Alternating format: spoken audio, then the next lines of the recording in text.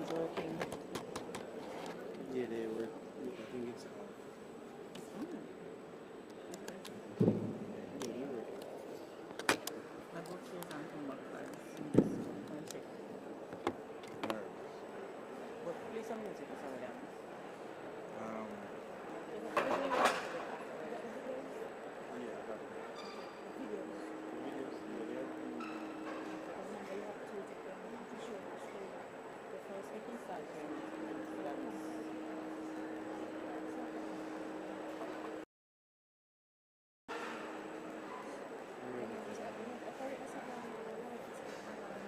Hmm? Yeah.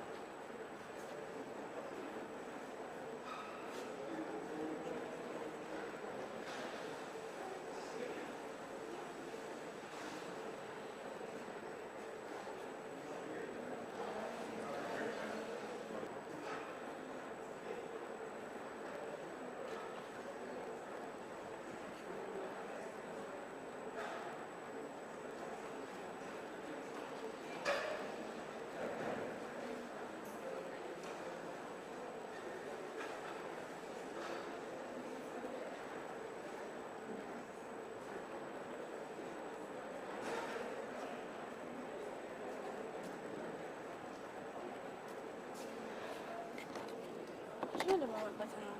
Hmm? Are they You on? have to turn them on.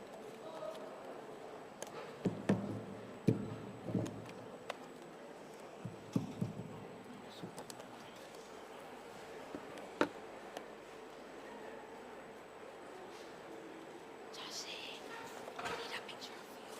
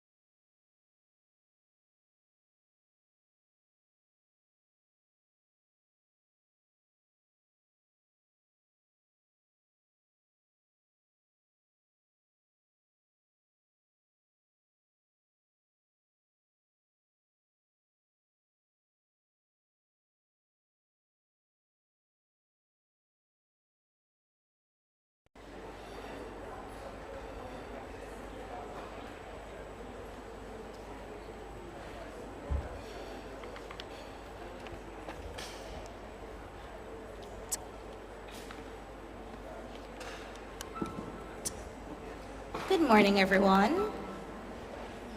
Good morning, everyone. I am Abigail Madden, and I'll be your moderator for today. We're about to begin today's events, and we cannot begin without the presence of the Lord. So at this time, I am going to ask the Glenmuir Executive Body for their Model United Nations Club to come, and they're going to kick us off in devotion. Make them welcome as they come.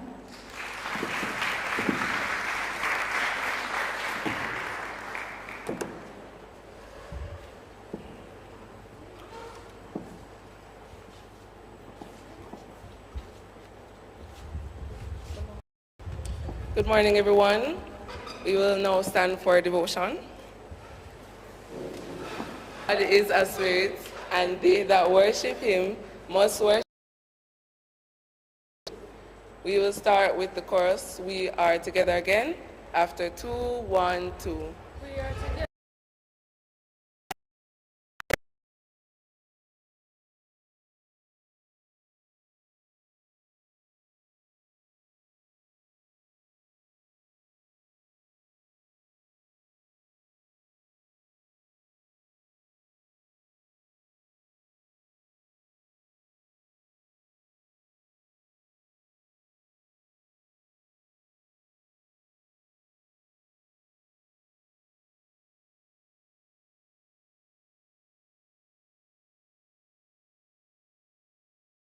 Something good is in store. We are together again.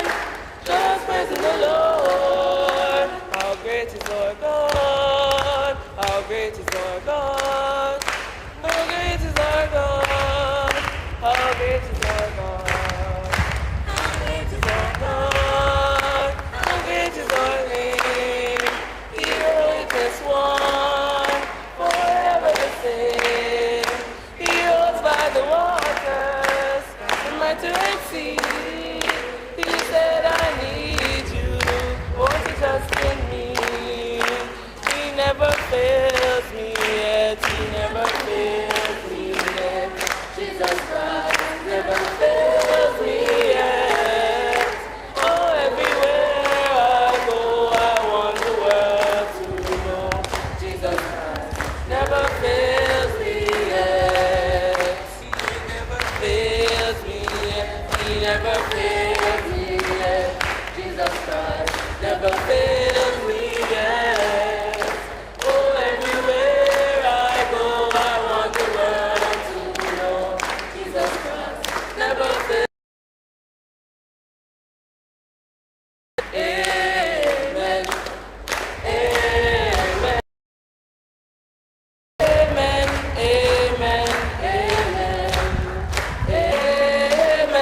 Amen. Amen. We'll now have the scripture reading done by Sean Daly.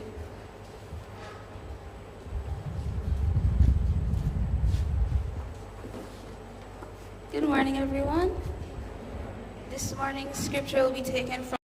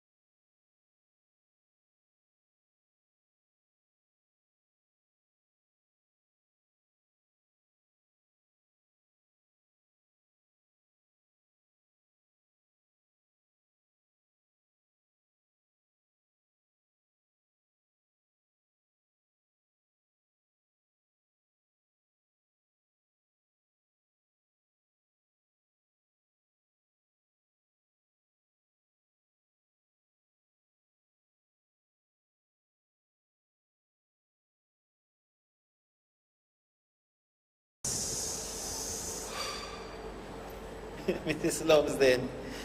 I was trying to remember your first name. It's Christine Lumsden.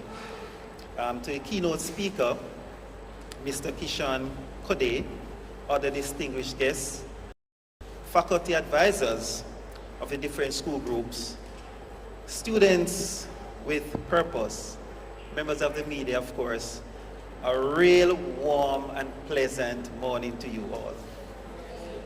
Boy, your morning has sound so pleasant. Good morning, a flagrant morning to you all.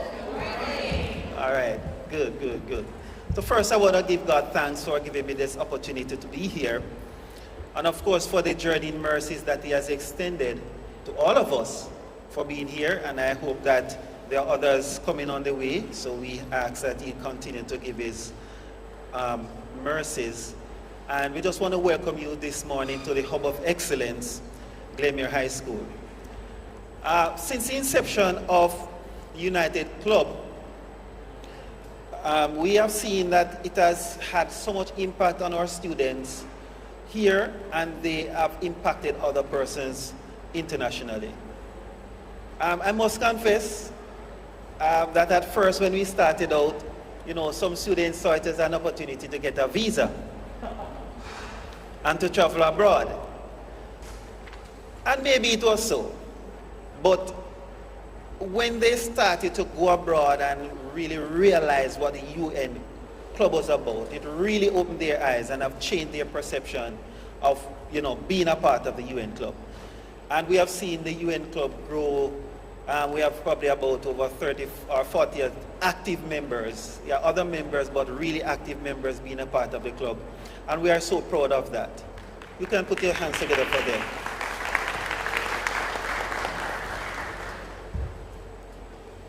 So I know that one of the objectives is to bring together persons, and UN has done that. So this coming together is also another brilliant concept for us to celebrate the theme, Action for Sustainable Development, together for the S. We want you to feel welcome, just to feel free, just to express yourselves, and also to make this day something to. All right, so welcome to Glenmuir High School. Thank you for you being here, and I know that our faculty advisors will take. I hope to see you here another time. We hope that you will be able to celebrate with us here at the Hub of Excellence. All right, so thank you and have a wonderful session. All right, thank you very much.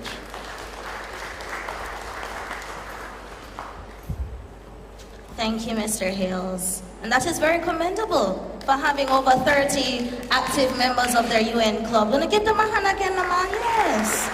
Nice. That is very, very commendable. So at this time, kind of shaking in our boots a little bit, right? So at this time, we're gonna have an icebreaker, and that will be done by the Glenmuir High School's executive members. Give them a hand as they come.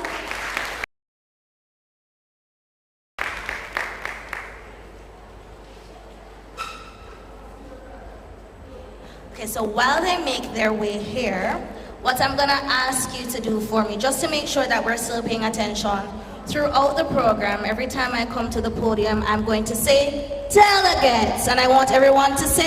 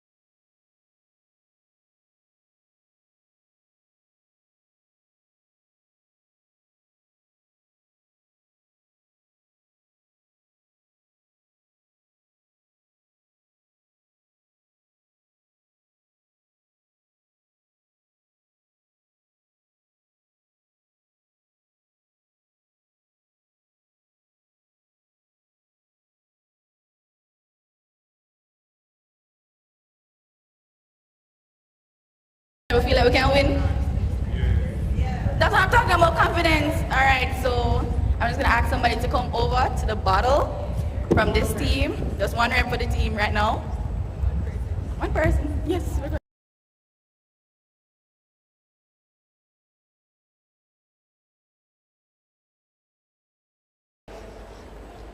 That look kind of equal though, guys. Look kind of equal. When I watch that, cause at the end of the day, I still need to know the SDG. That's just the truth. So I'm just gonna make Abigail go ahead with the first one. Okay, so your first hint is, this STG has a synonym game that allows you to make small donations of rice.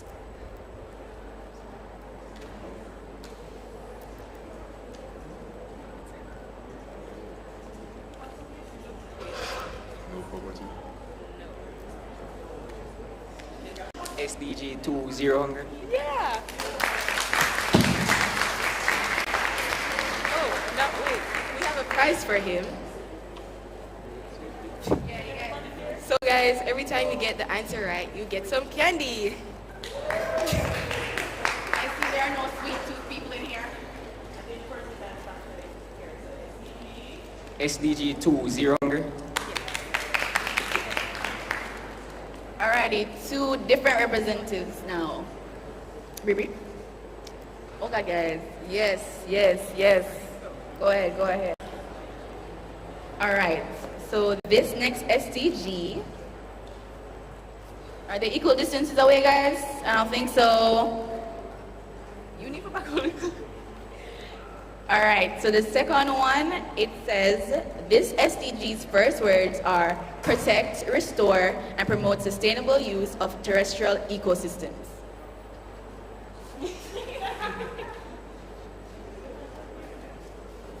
Guys, you can help. You can help, by the way. Climate action? No. You can alternate if you have a thought, you have a guess. Go ahead. Is it 16, peace, justice, and strong institutions? Nope. Guys, I love them for this one. Number 14, life below water. No. Okay, the question was the first words of this SDG are protect, restore, and promote sustainable use of terrestrial ecosystems. Okay. 11. No!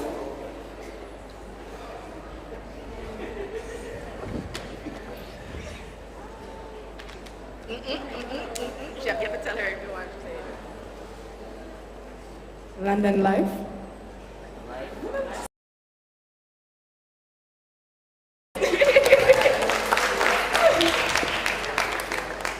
This show the tweet to them, man. No, you gotta wait.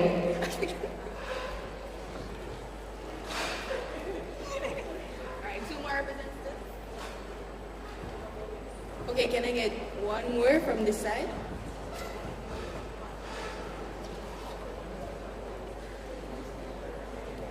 Guys, it's just to break the ice. You know how to be correct.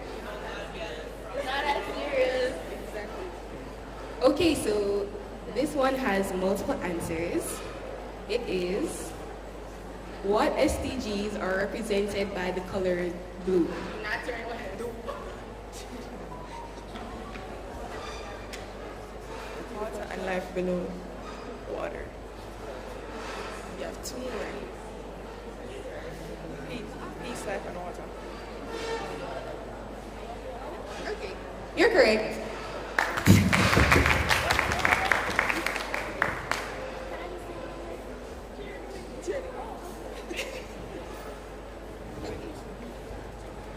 All right, guys, we're almost finished. Let's have two more people.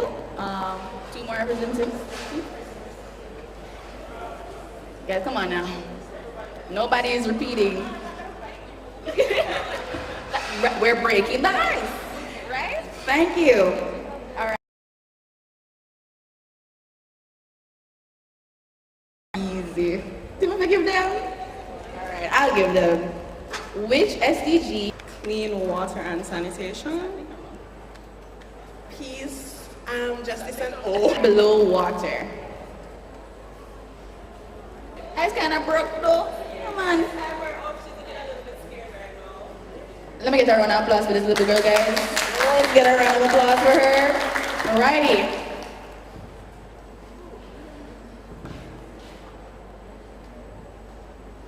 Okay, your hint is, which SDG could fix the issue of lack of accessibility for the disabled?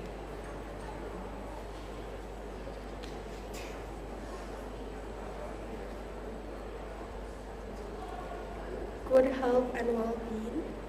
No, sadly. Repeat the question. Okay, which SDG could fix the issue of lack of accessibility for the disabled?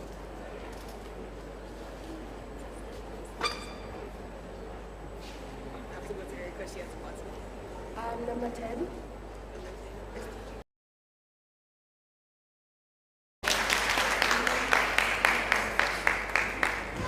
Alright guys, that was very simple, very broken. The ice is gone. You know, I don't know. I feel kind of warm now, don't you think? The ice is gone. So yes, that was our little icebreaker. I'm glad. I hope that everyone had fun that participated. I know it was kind of pressuring. You know, I kind of put you guys on the spot, but it was just a little icebreaker. You know. So yeah, that's it, guys. Thank you for coming up and participating.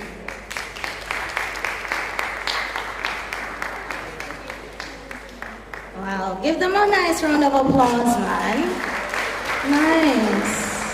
I don't know about you, but I don't want to step on the ice because I will fall into the water.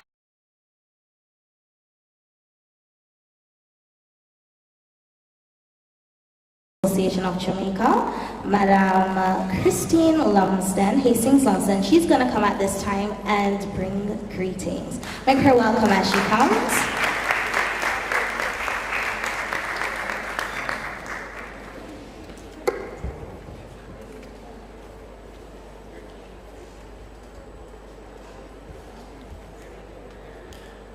I just want to recognize my esteemed guests on the head table, Madam Chair, Costas Chin, and our noble guest speaker,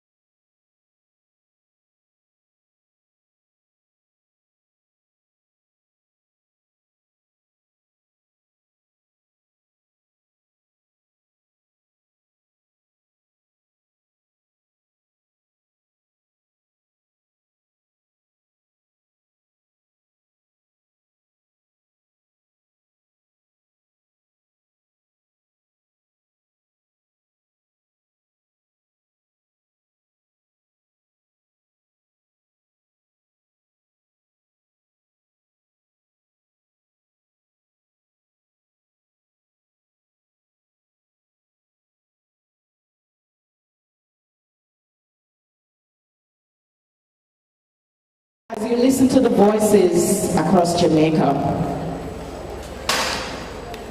I don't know if you in Jamaica want to big up on yourself, or don't want to big up on yourself.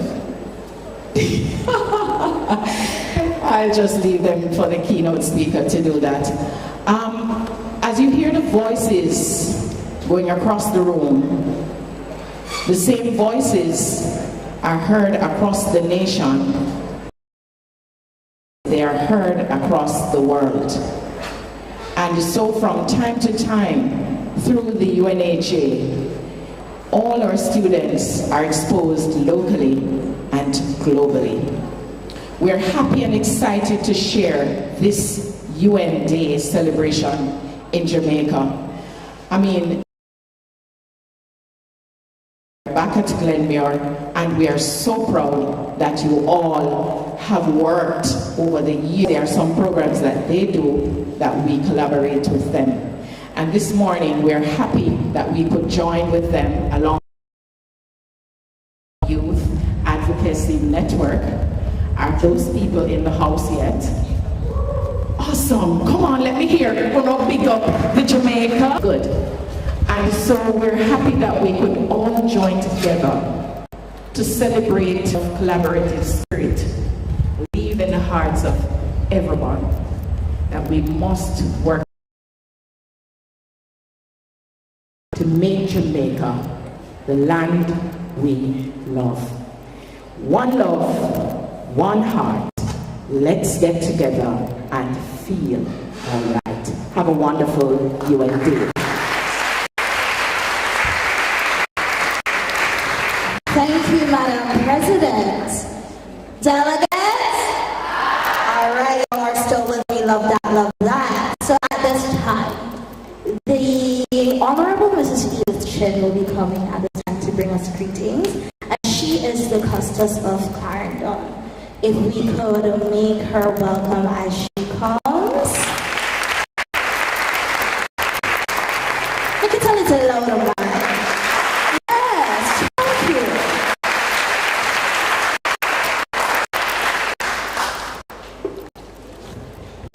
Thank you, moderator.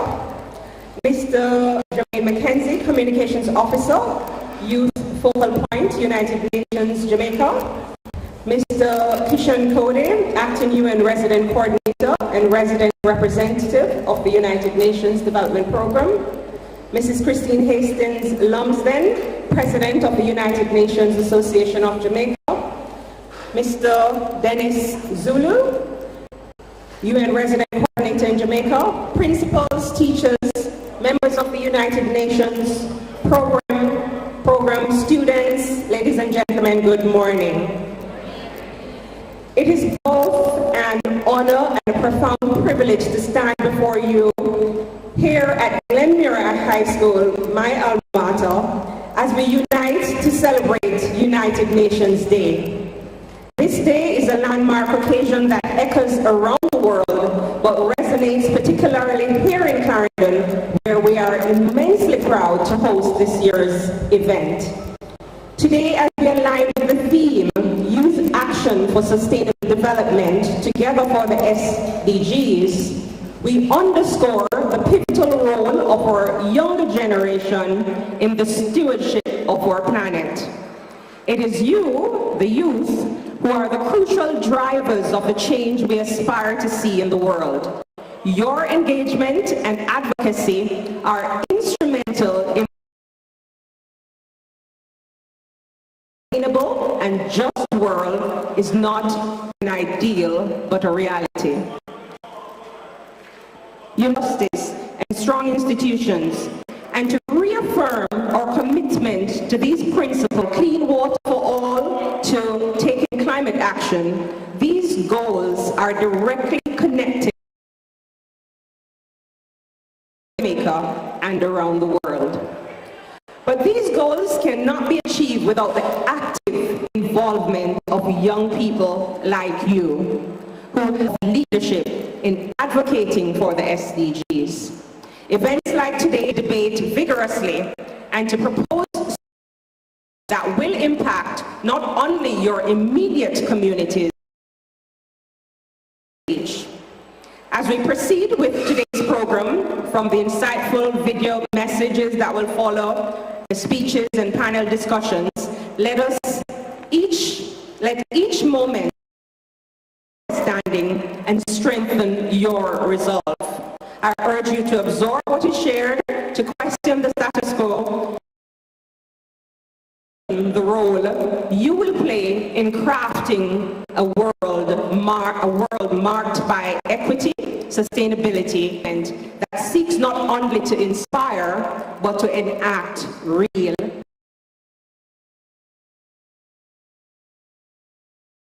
empower them as they actively shape our future today.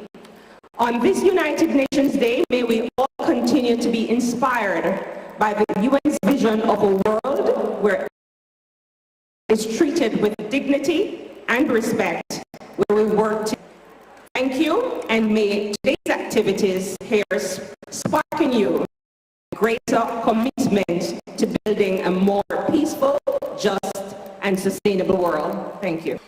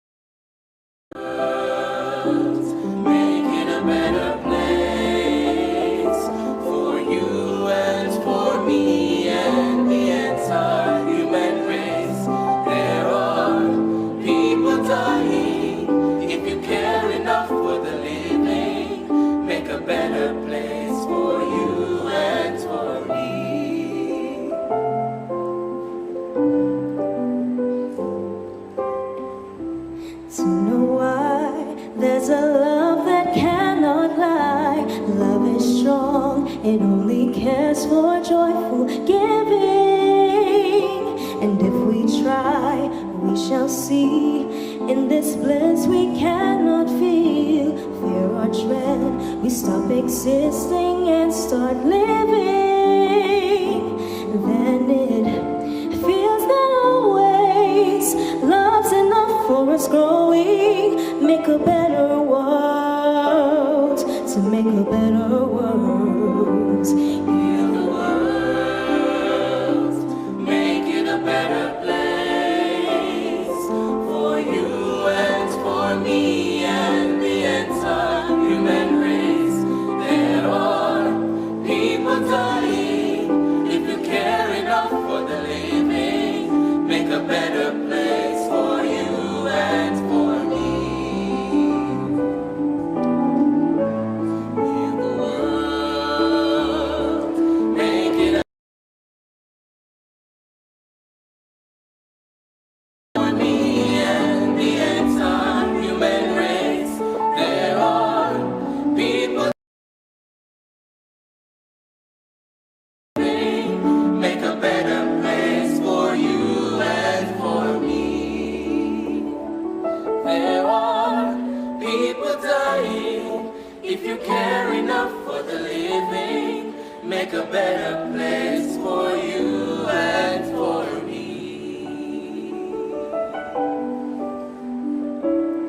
You and for me.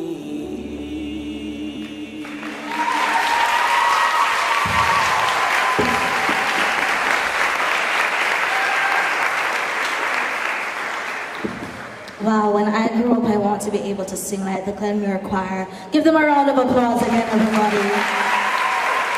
That was beautiful. And I just want to say, just to let you guys know, I'm also very proud to stand here as an alum of 3 schools that are present. I attended the Hastings Academy, the Central High School, and I attended the Institute of Advanced Placement, and that is where I first came to the knowledge of the United Nations Club. And in that introduction to UN, I was the president of the club. I was able to lead the delegation to the local United Nations conference, which is coming up, which I know Gabriel prompted everybody and prepared all the delegates for, correct? Right. So I'm looking forward to seeing what the delegations will be bringing in November. And not only did they give me that platform locally, but they gave me the platform internationally, as to where I was able to win the Diplomacy Award on my first time going to the International Whiteman. And I was also able to be, along with a member from the Hillel High School, the first Jamaican female high school chair. So, delegates, you all, as Madam President say, your voice not only carries in the room, but it carries internationally. And here from the UK. Welcome, Mahalia. All right. As we've heard the beautiful serenading from Glenmuir High School, we've heard the custos, and we've heard all our schools give their points and, make their imprints here. At this time, I'm going to ask one of our keynote speakers to come and also let their voice be heard. Coming to you now is Mr. Kishon Kode, the Acting United Nations Resident Coordinator and Resident Representative of the United Nations Development Program, the UNDP. Can we get a rousing round of applause? No man, bigger than that. Yes, there we go. So before he comes, there is a gentleman here that I saw. He was making notes. So all of you that gave your school mottos, he might, take it and tweak it. It is noted. So he's going to come at this time and do the introduction for a keynote speaker.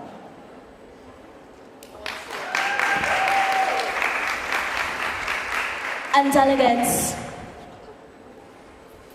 You see this lovely gentleman here, who just so happens to work for the UNDP. He's also an alumni of the Glenmuir High School. So it doesn't... Young people, how are you doing? How are you doing? What were you saying? Delegates? Delegates?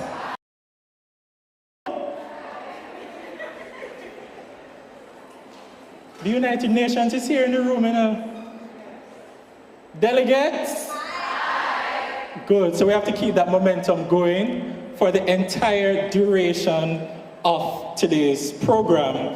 Let me also acknowledge the Costas, the Honorable Mrs. Edith Chin, Mrs. Christine Hastings Lumsden, President of the United Nations Association of Jamaica, Dr. Smalling and her team, represented today by Mr. Hales, teachers, students, media. Thank you so very much for having us here. Good morning.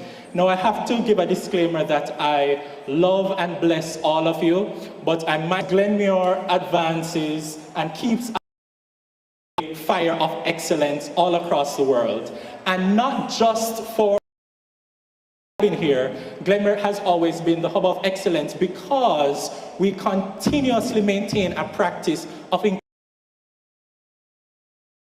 in most everything that has happened here since I've been a student at Glenmuir High School, and I think that deserves a round of applause. So while I'm only 21 years old, it's been 17 years since I've been on this campus, where I also served as head boy when I graduated in 2007. And I just want to extend thank you to everyone here at this institution that continues to mold young lives and continue to extend that to the wider Jamaican population. But my main job today is to introduce to you Kishan Kode, who is the resident representative of the United Nations Development Program and is also the acting resident coordinator for Jamaica, Bermuda, Bahamas, Turks and Caicos, and the Cayman Islands.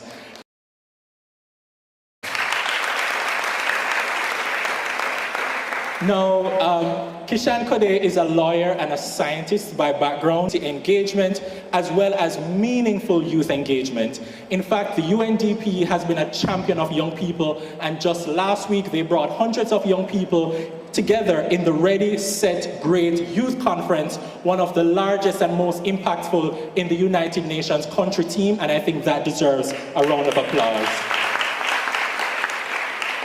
So young people, colleagues, they're share and speak with you today. So without further ado, I invite you to give him your undivided attention, but please help me welcome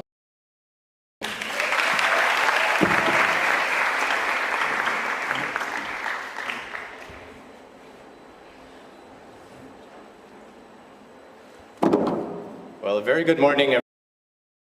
Great to be here, and thanks to Glenmuir High. First time in Maypen, actually, so it's a pleasure to be here in Maypen. Yeah.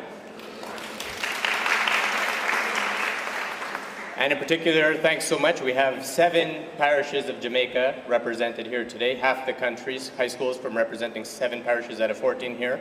So United Jamaica, United Schools, United Youth, so it's really inspiring set of words to start off today's event. I think we're going to have a really creative, fun, and inspiring day today. Big words, thanks for the introduction. Like you know, my path started when I was in high school, actually. That's when I got a little bit of that creativity about that global vision and how we can make an impact and help others around the world. And yeah, I think it was probably my English teacher, I think it was, in high school, who happened to be from Jamaica. I mean, I'm from Canada, but our English teacher happened to be from Jamaica. Basil McMorris, Professor McMorris, if you're out there through the internet. But yeah, and really what got me was, you know, that creative, you know, that poetry, the creative writing, the imagination, you know. And so it's that creativity, and so which one of you out there is going to be the next big UN leaders representing Jamaica on the global scene, being part of the UN work in Jamaica and around the Caribbean? You know, who out there is going to be part of this UN vision and this UN goal. And I'm sure there's a few out there because, as you know, more than me, Jamaica has had a big role in the UN over the last decades. A big voice, a big role in leading for developing countries around the world. So,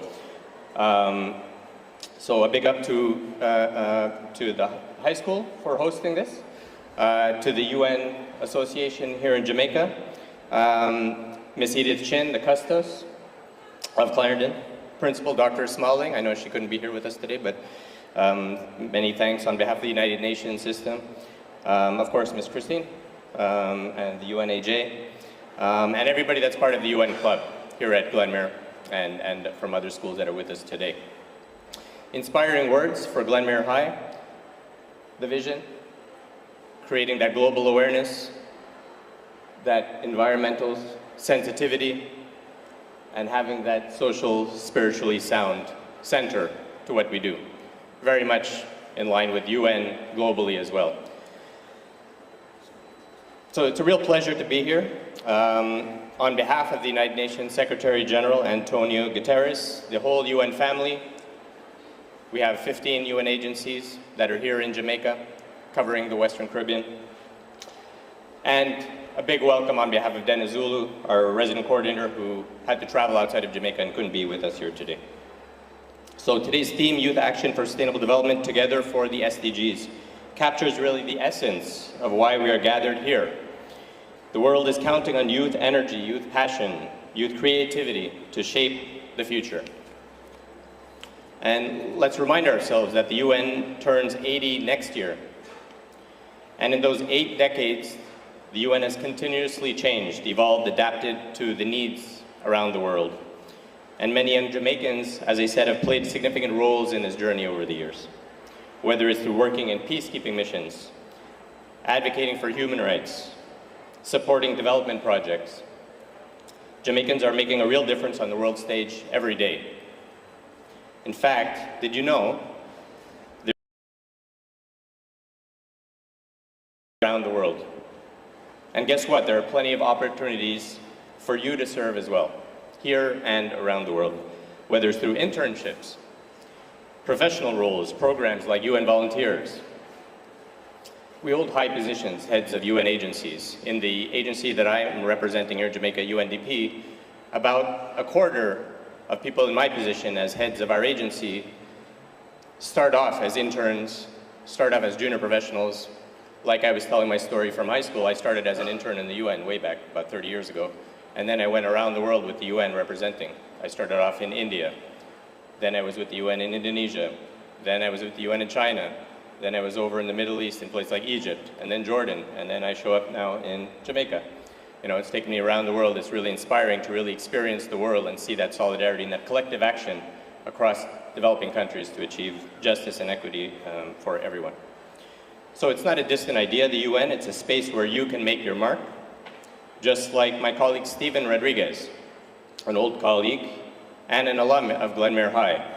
He's now serving at the highest levels, heading the UNDP office in Afghanistan, one of our big programs, very challenging context for many years.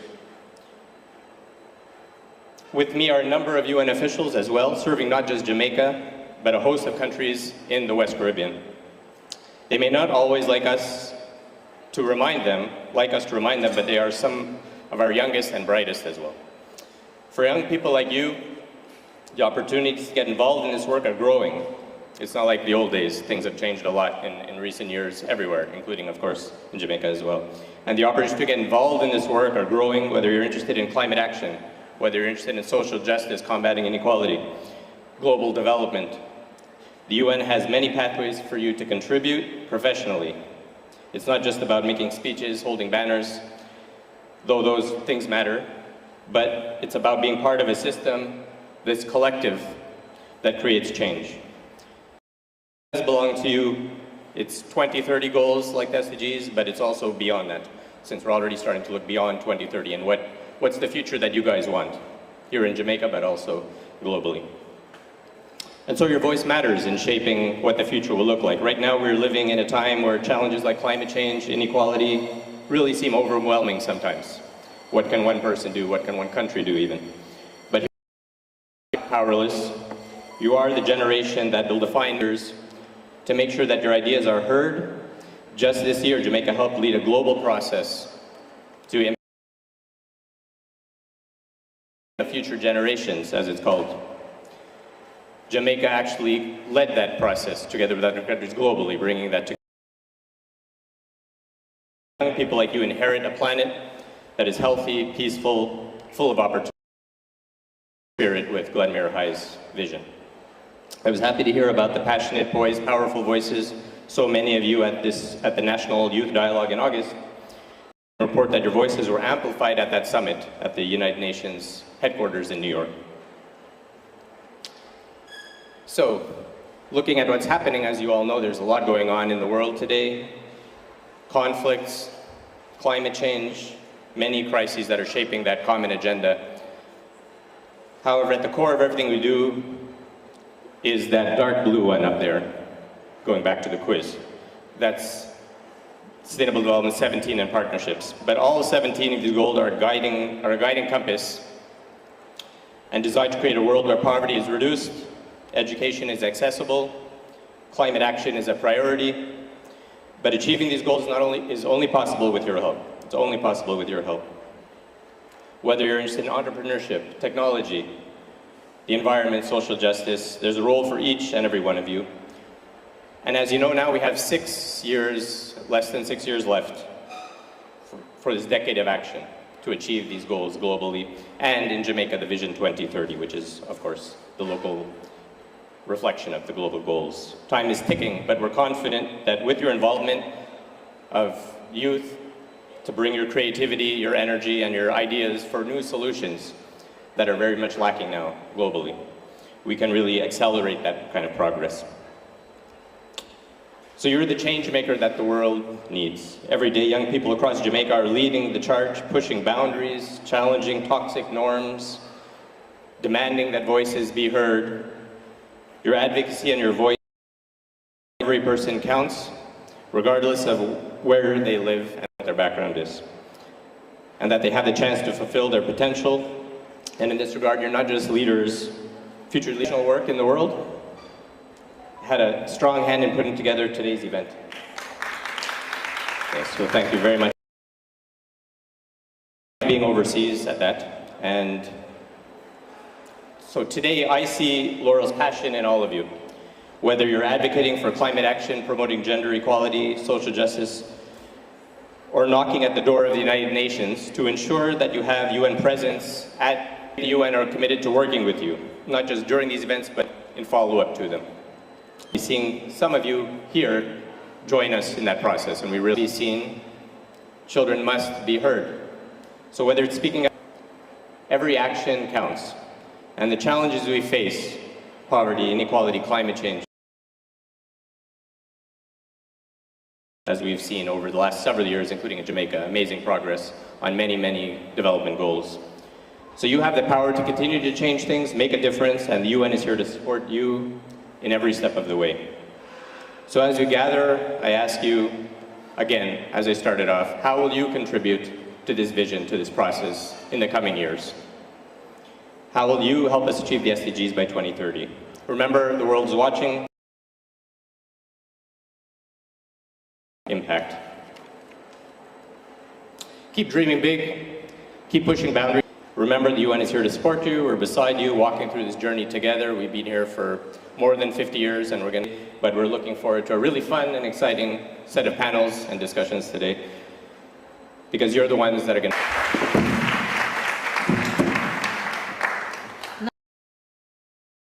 Mr. Kade, I know that the Glenmuir exec body is rearing to tell you thank you.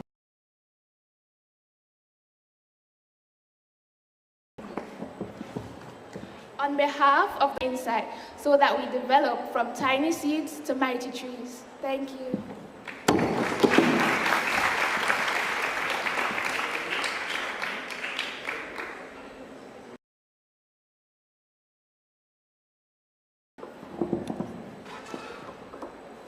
Wow. There's a delegate from St. Hilda's High. Good morning, everyone. This is on high school. And my question is in relationships to partners. As it relates to us attaining the SDGs, as of recently, can you discuss including the regular muddy UN clothes? For the whole UN system is on access to justice is one good example, where we have big cooperation together with the government to actually expand access to justice for those who sometimes are left behind in that system. Okay. Particularly, for example, gender-based violence. Women and men that are suffering gender-based violence, to be able to have that access. Provide support to CSOs, to local community organizations, NGOs across the country actually, to services to communities and to help, smooth that access to the justice system. So we work also with the court systems. We work with the courts all the way up to the Supreme Court of Justice and other parts of the government to also enhance the systems within the judiciary, to enhance the speed and effectiveness of those processes. And evaluate the progress of Jamaica towards achieving the SDGs. Yes, very good question. So where are we? How do we know what are the priorities, where are the big gaps, let's say? Yeah. And so what we do is we work with Jamaica, we provide support to Jamaica to actually better establish those systems within the government, for example, and also within communities, collaborating with like you. So that ability to analyze the trends, what's happening. So for Jamaicans to be able to do that. And so what it's a joint exercise that we do together, but it's coming really from the country. The country's owning that. Jamaica has, of course, strong capacity, analytic capacity in the Planning Institute of Jamaica at UE and other parts of the government and the academic community that have done many, many reports on the progress. There's definitely some gaps that we know are there. And so that really then serves as the priority for our programming when we're working with partners in Jamaica to try to close those gaps and accelerate that progress on things like combating inequality, expanding access to justice, building more capacities for being able to adapt to climate change. This year is just in many ways a record year, right? We saw what happened with Beryl all along the south coast. And unfortunately, that's going to be more frequent and severe, as we know. So there's still a lot of gaps in terms of building out climate-resilient infrastructure, for example, making sure schools can withstand those kind of hurricanes getting more frequent and severe, expanding more on sustainable energy. That's a big challenge that's been identified to be able to reduce the costs, but also expand more sustainable forms of energy. A lot of gaps that have been identified by Jamaica through that kind of reporting and analytic process. Thank you so much. Very welcome.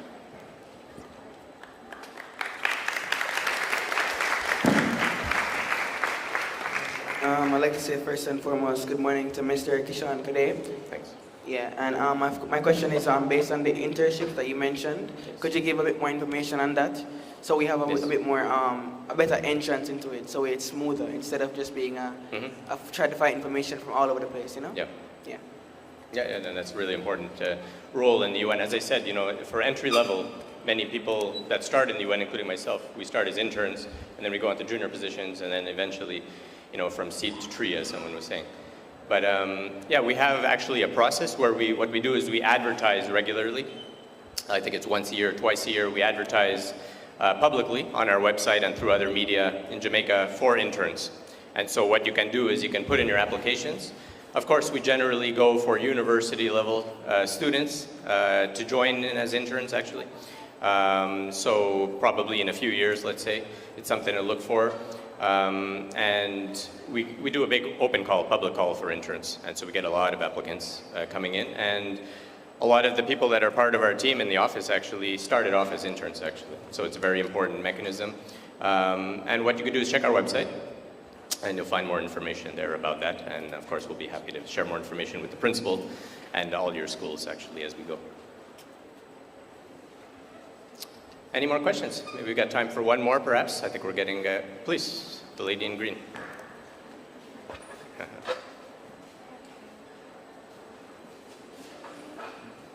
Microphone.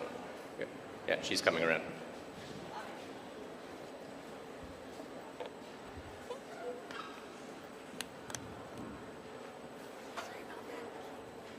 Okay, good morning. My name is Karen McDowell, and I'm the junior president of the Manchester High School Youth and Students Club. I just wanted to ask, what are some of the biggest challenges that the UNDP faces in implementing its programs, and how can we as young people help address these challenges? So that's a very interesting question, very important question. Yes, a very, very important question. So I think the main challenge, honestly, so United Nations Development Program, almost 50 years. We've been doing local projects across the country on many agendas. It's shifted over the years. So I think, it's important to actually look at how those results can be done at scale, so how it can have bigger impact. That's really kind of a core focus of when we think about what's the challenges in our cooperation. Globally, it's not just about Jamaica. So we can do a project here, a project there, right? There's a lot of development projects by UN agencies and other development partners.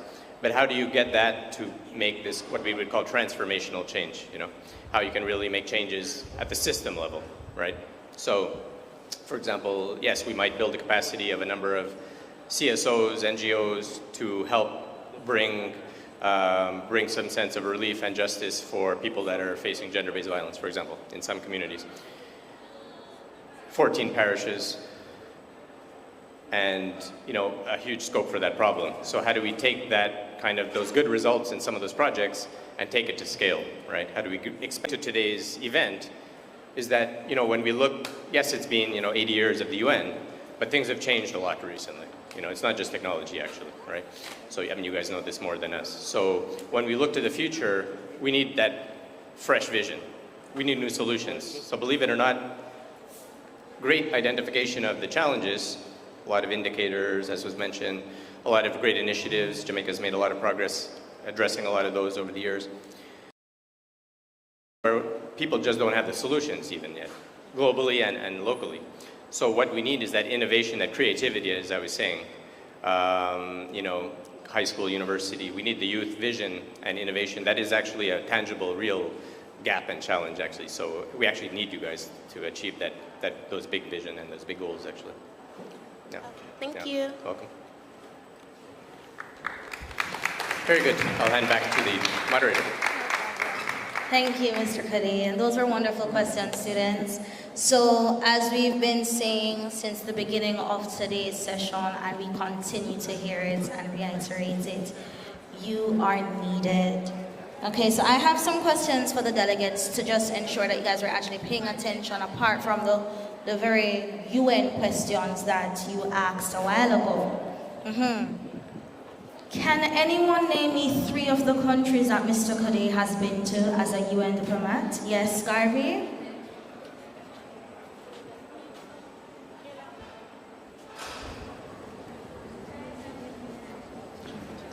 Hold on, sweetheart, they're coming with the mic for you.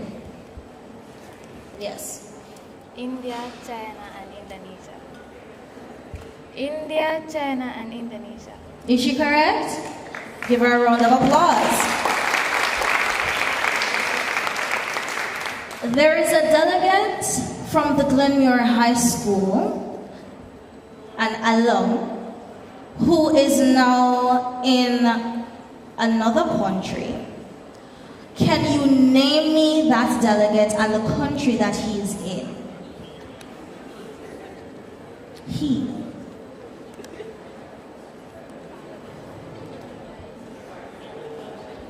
If you remember, if I can have one person to remember the country, it might trigger someone to remember the name of the delegate. IAP? I'm not hearing you, sweets. If you can name the country, go ahead. Afghanistan. Now, does anyone remember the delegate who's in Afghanistan?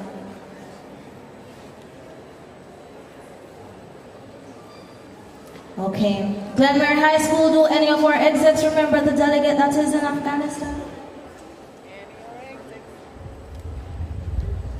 That would be Mr. Steven Rodriguez. Well, clap you guys. Clap yourself, you guys. Delegates, you have been paying keen attention, and I do know that you will be the agents of change for the future. So as the delegates from Glenmuir's exec team prepare their video presentation, I am going to take this moment to also recognize our hostess of Clarendon, as now I believe the CEO of Juicy Patties? Yes, yes. So if you see outside a Juicy Patties sign, please be a delegate of change and buy a patty, right? And I say it's so comical, but you do not know how the delegates internationally crave a Juicy Patty. So, be a delegate of change today. All right, Glenmuir High School, is that presentation ready?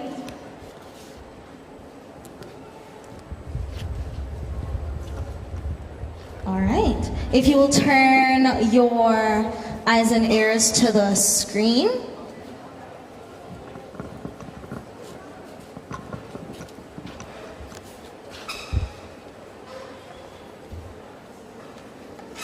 The United Nations was built by the world, for the world.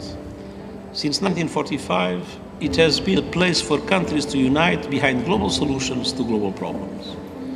Solutions that ease tensions, build bridges, and forge peace. Solutions to eradicate poverty, spur sustainable development, and stand up for the most vulnerable. Solutions that deliver life-saving relief to people living through conflicts, violence, economic hardship, and climate disasters. Solutions that level the scales of justice and equality for women and girls. Solutions that tackle issues that were unimaginable in 1945. Climate change, digital technology, artificial intelligence, and outer space. In September, the General Assembly adopted the Pact for the Future, the Global Digital Compact, and the Declaration on Future Generations. Together, these milestone agreements will help ensure that the United Nations system adapts, reforms, and rejuvenates so it is fit for the changes and challenges around us and delivers solutions for all. But our work will always be rooted in the timeless values and principles of the UN Charter and international law and the rights of every person. In today's troubled world, hope is not enough. Prosperity and a thriving planet. Hope working as one. Hope requires the United Nations, on all countries to keep this beacon for the world and its ideals shining.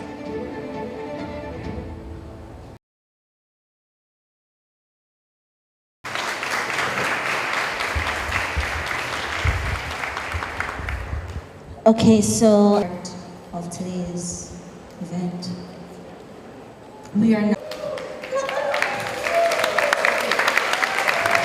There we go. All right, so the delegates that will be doing the be very enthused as the box makes its way here. Wonderful. Or UNAJ president.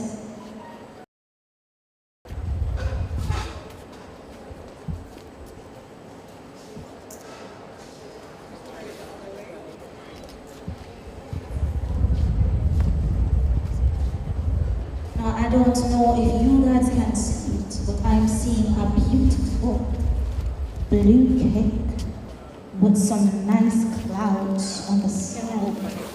And it reads, Happy UN Day 2024.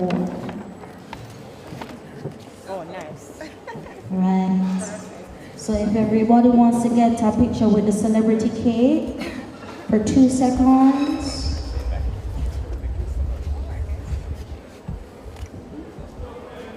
Celebrity cake for real. Nice. So the cake will be cut by the persons here at the head table.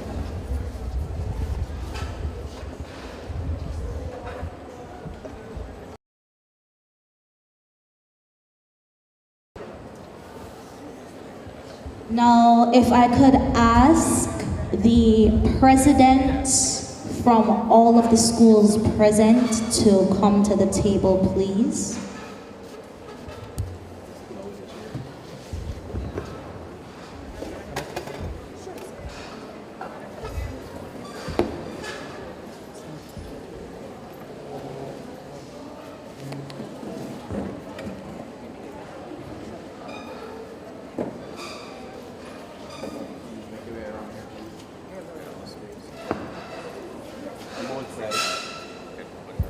So we have 7 schools here. I'd like 3 on one side and 4 on the other.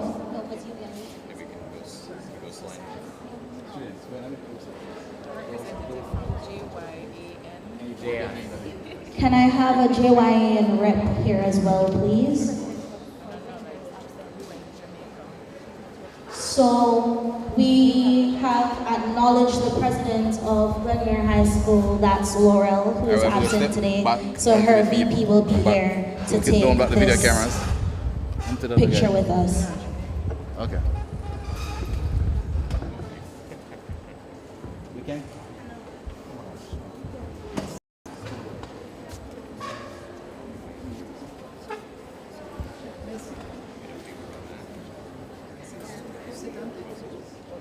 Alright, you guys, so I think the handle for the knife is too small for everybody, so we're all going to stretch towards it.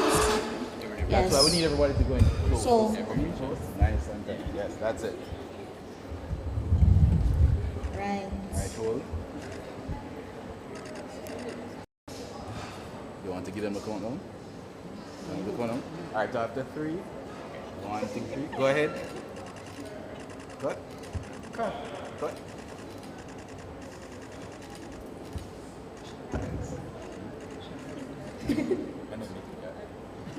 wow. Thank you. Perfect.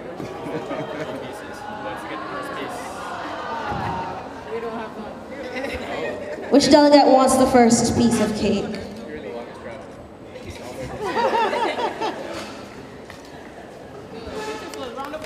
Round of applause, everyone. All right, so you may all take your seats.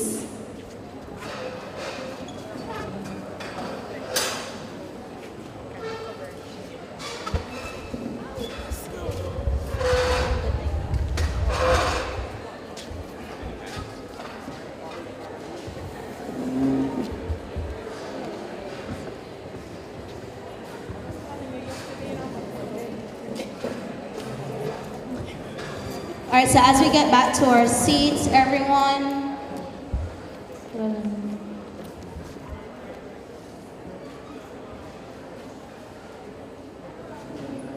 So we will be eating the cake and we will not be sharing it with anybody, as it remains on the head table, I kid. All right, so at this time, the University of Technology, Jamaica, we have launched our club since September. About 3 weeks ago, we had our club launch. And I'm happy to report that we have a whopping 40 members present. Now, unfortunately, our delegates were not able to make it today because of class clashes. But we do have one of our delegates who just so happens to be from the Center of the Arts at UTech. And she is our songbird, she's our actress, she's our dancer, she's our vocalist in our band. I am happy to present to you right now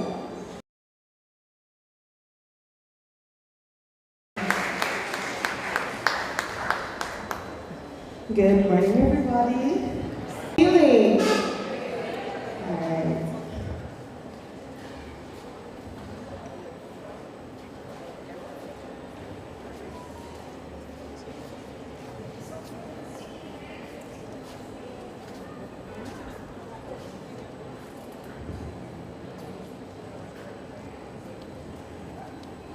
Some minor technical difficulties.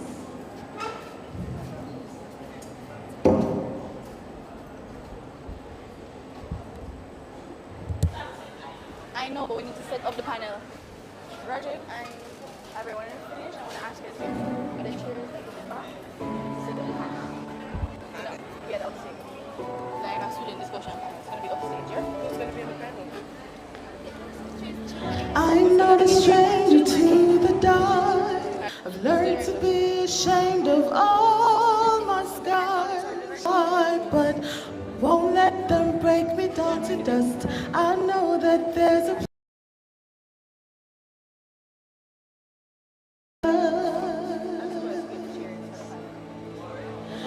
the sharpest words cut me down, I'm gonna send a flood, gonna drown them out. I am brave, I am bruised, I am who I'm meant to be. This is me, look out, cause here I come. And I'm marching on to the beat I drum. I'm not scared to be seen, I make no.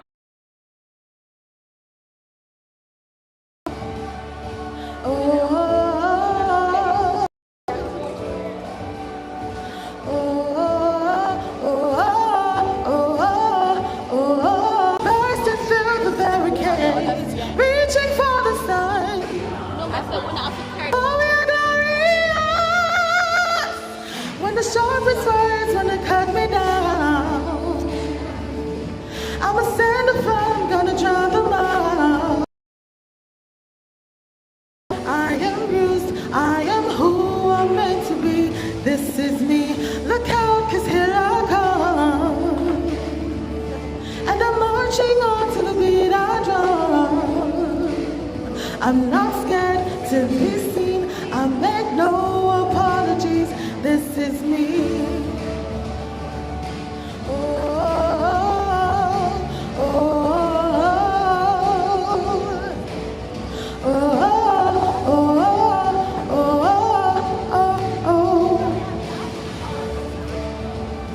And I know that I deserve your love.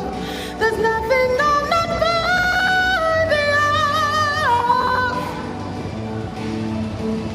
When the sharpest words wanna cut me down, I'm gonna send a flood, gonna drown them out. I'm not scared to be seen, I make no apologies. This is me. Look out, cause here I come. And I'm marching on to the beat I drum. I'm not scared to be seen, I make no apologies. This is me.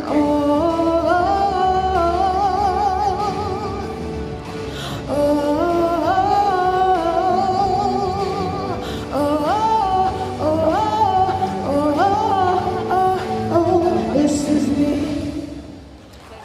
Behind the scenes. But yes, so as the panelists make themselves ready, I'm gonna give us a 2-minute break, so if you need to legs a little bit and just time yourselves because we're a bit behind.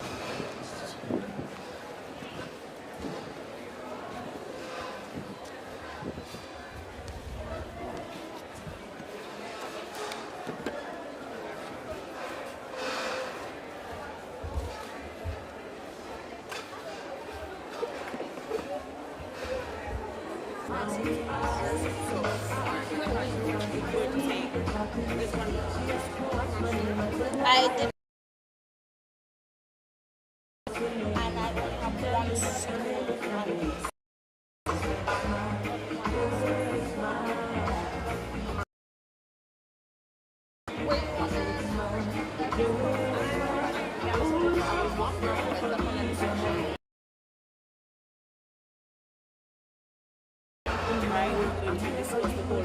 Delegates, please make your way inside the auditorium.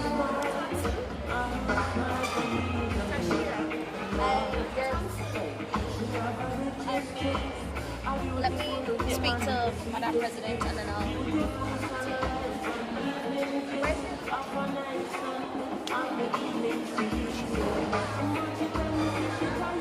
want to put another delegate on panel discussion about that?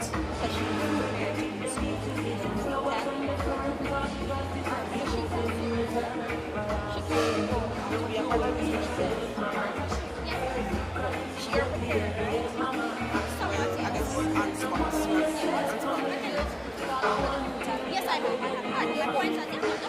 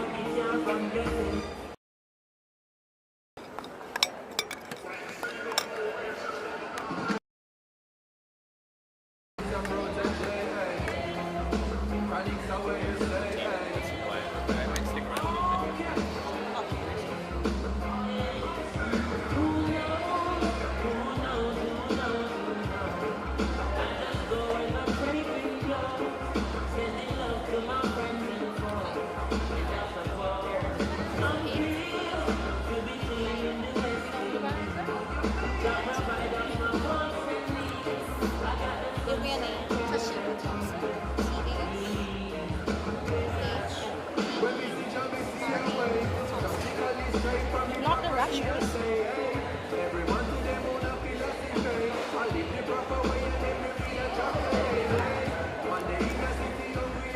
Okay, delegates.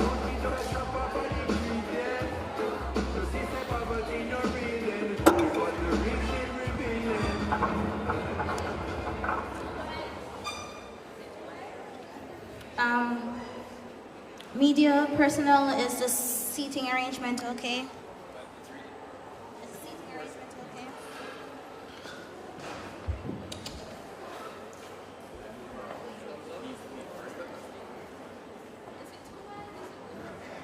Delegates!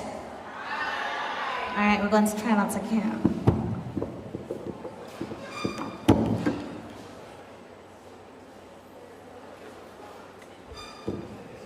Delegates! All right, so at this time, I want you to help me make welcome the panelists for this discussion. Good, thank you. So we will be having Mr. Jermaine Mackenzie from the UN Jamaica. We'll also be having from the Jamaica Youth Advocacy Network, and Mr. Deshaun Carter, Sean Palmer, Annabelle Ellis will all take their seats now. And we have the director of the UNAJ, who was not able to be here today, so his vice, Madam Chair in Gabrielle Ryan, will be taking her post here as well. We also have with us the president of Manchester High School's United Nation Club and the president of St. Hilda's United Nation Club under the names of Rihanna Stewart and Tashira Thompson.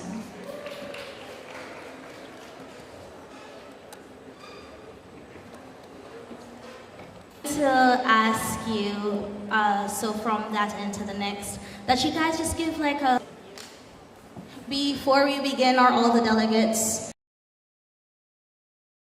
We've done what we've needed to do. We are good. All right, so my name is Deshaun Carter, and I'm a part of the Jamaica Youth Advocacy. I am a first-year student at the University of West Indies, where I study of the Debating and Public Speaking Society at UA, and a member of the Mona Law Society Committee. And I'm also a part of NYCJ, where I serve as the Deputy General.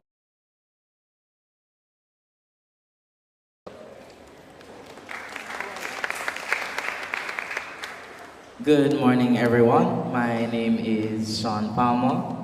I am a JN Youth Advocate. I am also a first-year student at the University of the West Indies, studying Integrated Marketing Communication, also a member of the National NYCJ, yes, serving the St. Mary Parish Youth Council, and I'm looking forward to a great conversation this morning.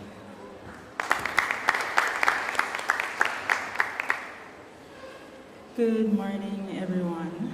My name is Annabelle Ellis, and as my fellow peers here said, I am a member of the Giant Youth Advocacy Network, And also, I am also a mentee for the Multi-Care Youth Foundation. Essentially, what it focuses on is, it focuses on persons who are in the inner communities and mentoring those persons, ensuring that they get a better understanding of how to navigate life and so forth.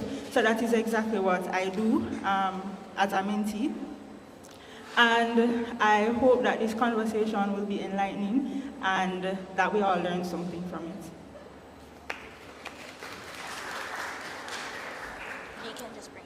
Good day, everyone. My name is Gabrielle Bryan. I am a student at the University of the West Indies, studying international relations. I've had quite a bit of an introduction just this morning alone. I'm currently represented here today as the Assistant Programs Director at the United Nations Association of Jamaica, and also a part of the training team. I'm the head trainer for the UNAJ.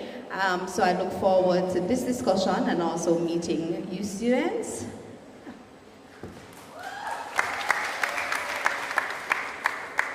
Good morning, everybody. My name is Rihanna Stewart. I am the president at the Manchester High School United Nations Youth and Students Club.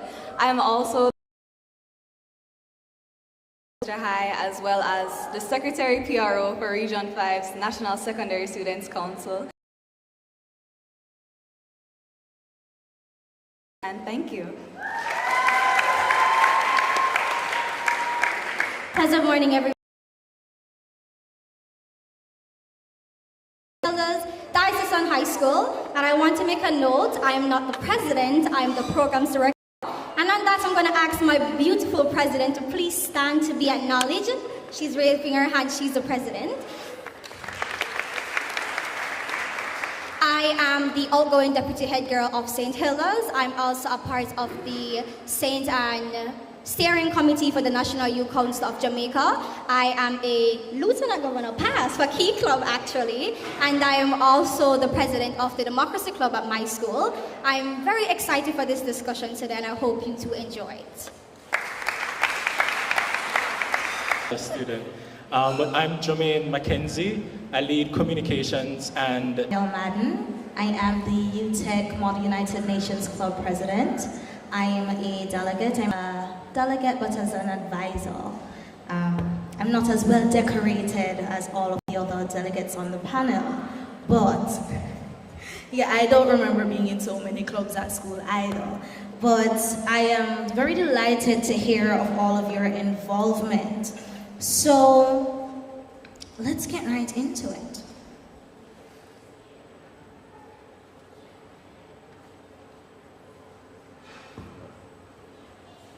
Pauses for dramatic effect. All right, delegates. So some questions were sent to me by the president of the Glenmuir United Nations Club. So this is just generally to all of our panelists here. How do you believe youth advocacy in Jamaica can accelerate the achievement of Vision 2030 while simultaneously contributing to the global SDG targets? And then while that, could you give some examples? And so it's your floor, you just, okay. All right, so I think one of the main, or one of the keys that you wear, and some of you wear woolly hats. And so as you build, to not only be aware, but to be involved. So building awareness is a key thing. But the second thing I would say is also to hold us accountable, just organizations and community groups. And when you also, in spaces like this, remind the United Nations of our goal, of our role rather, in supporting the achievement of the SDGs. So those are the two things I'd say. Very good. Very good. Does anyone have anything else to add to that? Good morning again, everyone. So hearing you just speak, sir, I found a quote earlier that I want to share, and I think it encapsulates the entire topic for today, the ripple effects of youth advocacy.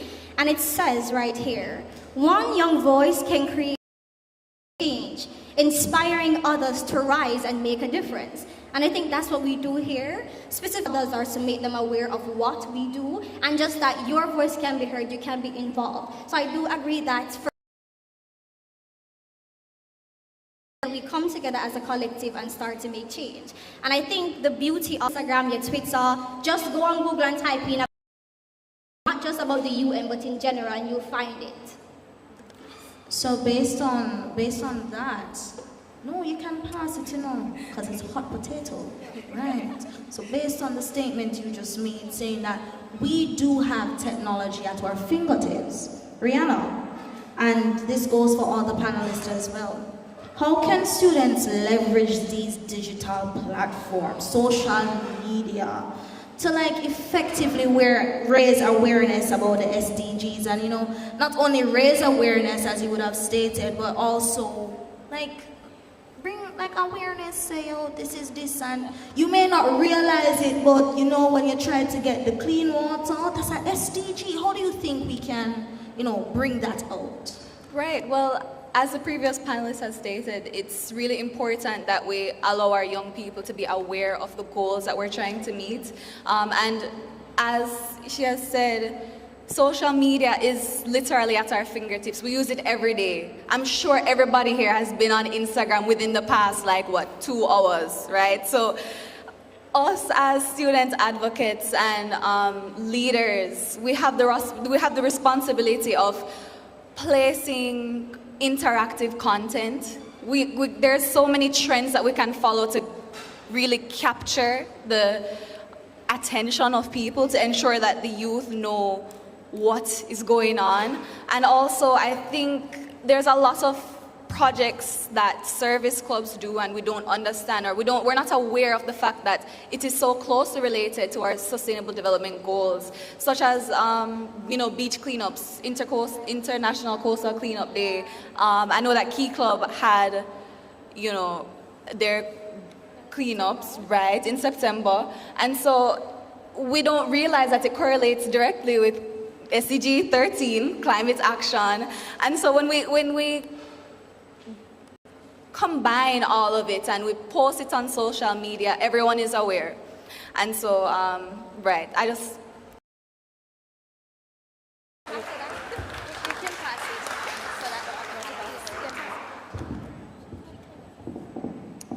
On the front of leveraging social media, I think Rihanna quite frankly, said it all, but it's important to put information out there that is relevant and current, that benefits the students, right? And benefits the persons who are viewing these content, and it's responsible posting, right? I know Jian can speak to that as well. And it's using that. It's a perfect example of that, leveraging the social media. When I went on social media 20 minutes ago, I looked at all the social media pages, UN Jamaica, UNDP, UNAJ. I looked at all the social media pages and you could see where the information was being put out there, and today it's widespread. So it's continuous, not just having it as a UN Day special, but continuously putting that that information out there, and also having these virtual events. It's gone and we're tired of the online activities. I get it, but to be very honest, COVID allowed us to be able to effectively get information out there and publish information so that we have it at our fingertips. And so in putting that all together and combining all that, I think we'll have a successful rate at establishing clear information about the SDGs and where we want to go as a developing country and internationally as well. Wonderful, wonderful points. Give it up for the panelists. Of the mic, because this one is going to the JYAN. How do you guys pronounce that acronym? Jan? Right. So we're going to go asking Jan a question. What strategies have you guys found as an organization, as individual persons? What strategies have you found most effective in advocating for change, both locally and internationally?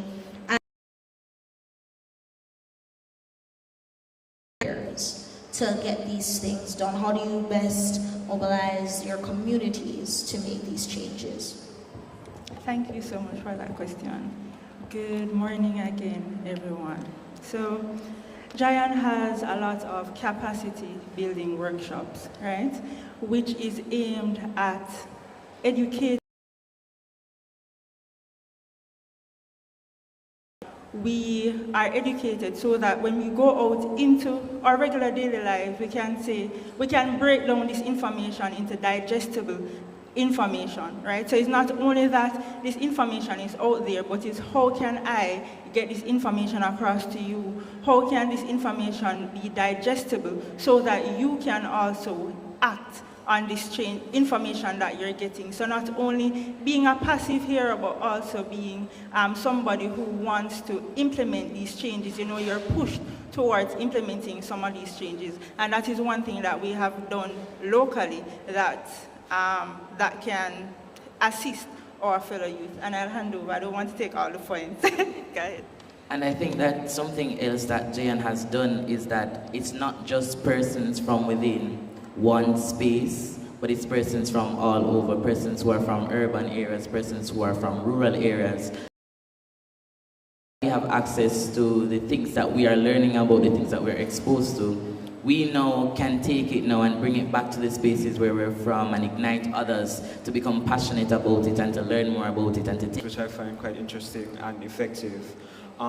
We try to trying to implement the school nutrition policy, and one thing do is reach out to various clubs and say, hey, you know, we're willing to come to your school, we're willing to provide an information sensitization session on this topic.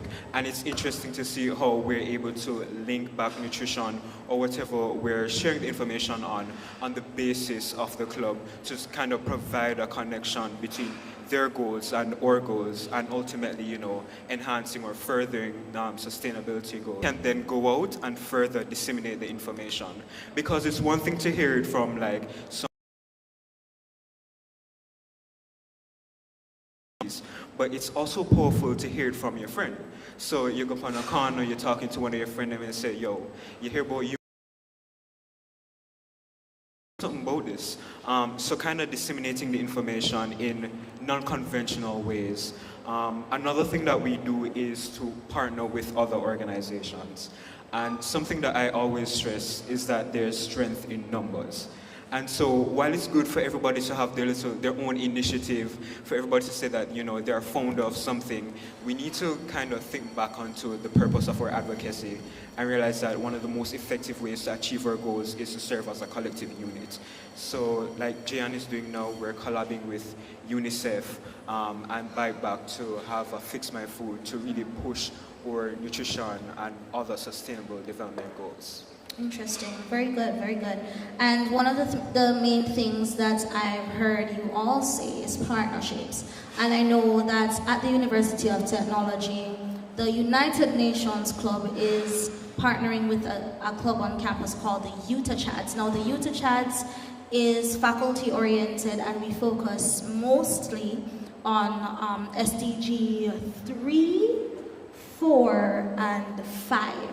Because it is a child and adolescent development course. And I know that we, from time to time, will go into the communities and the varying schools and speak to them.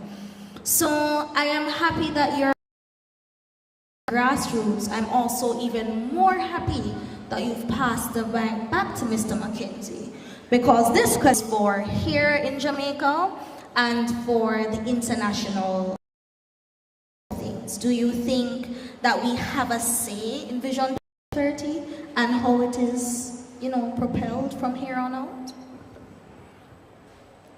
I want to say thank you for that question. So there are many opportunities for young people to get involved in decision-making processes.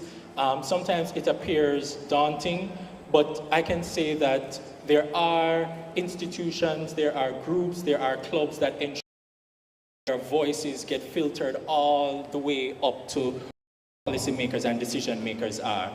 The Jamaica Youth Advocacy Network is one such organization. When you attend or participate in a consultation with Jayan, you can guarantee it's not just going to stay there. It's going to be filtered up. That is why now Jayan can be leading on the national nutrition policy, because they would have done the work in speaking with different cohorts of young people from across the island. There's a Youth Advisory Council of Jamaica. Your youth information centers as well in your different parishes also provide opportunities for you to be heard. So I would say your voice, you're not powerless. Get involved, be enough, and get involved despite what your colleagues or people want to say. Just participate, join all the clubs that you can now while you're in high school, because when you turn university and when you become an adult, the number of clubs that you can join while you're adulting gets less and less. So now is the time to share your voice and ensure that your voices are being heard by participating in many of these clubs and activities. At the UN level, we have the UN Volunteer Scheme. When you get to the university, you're able to participate in UN professionally. And this, while it says volunteer, it is actually a very lucrative, paid, professional enterprise where even at 18 you can get involved and be compensated for your participation in the UN.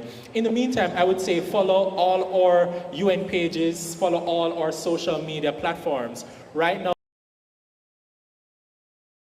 30 seconds before I pass the mic to visit UN Jamaica, follow our pages so you can be kept in the loop, in the know of whatever it is and all that's happening at the United Nations country team. Thank you. Thank you. Have you guys followed UN Jamaica yet? You said something very poignant. I don't want to be enough. Everybody always some ups and whatever. Me don't want in too much something. I can't bother with all them badge there on my shirt. Like, it's just heavy. Every time I walk, somebody here cling.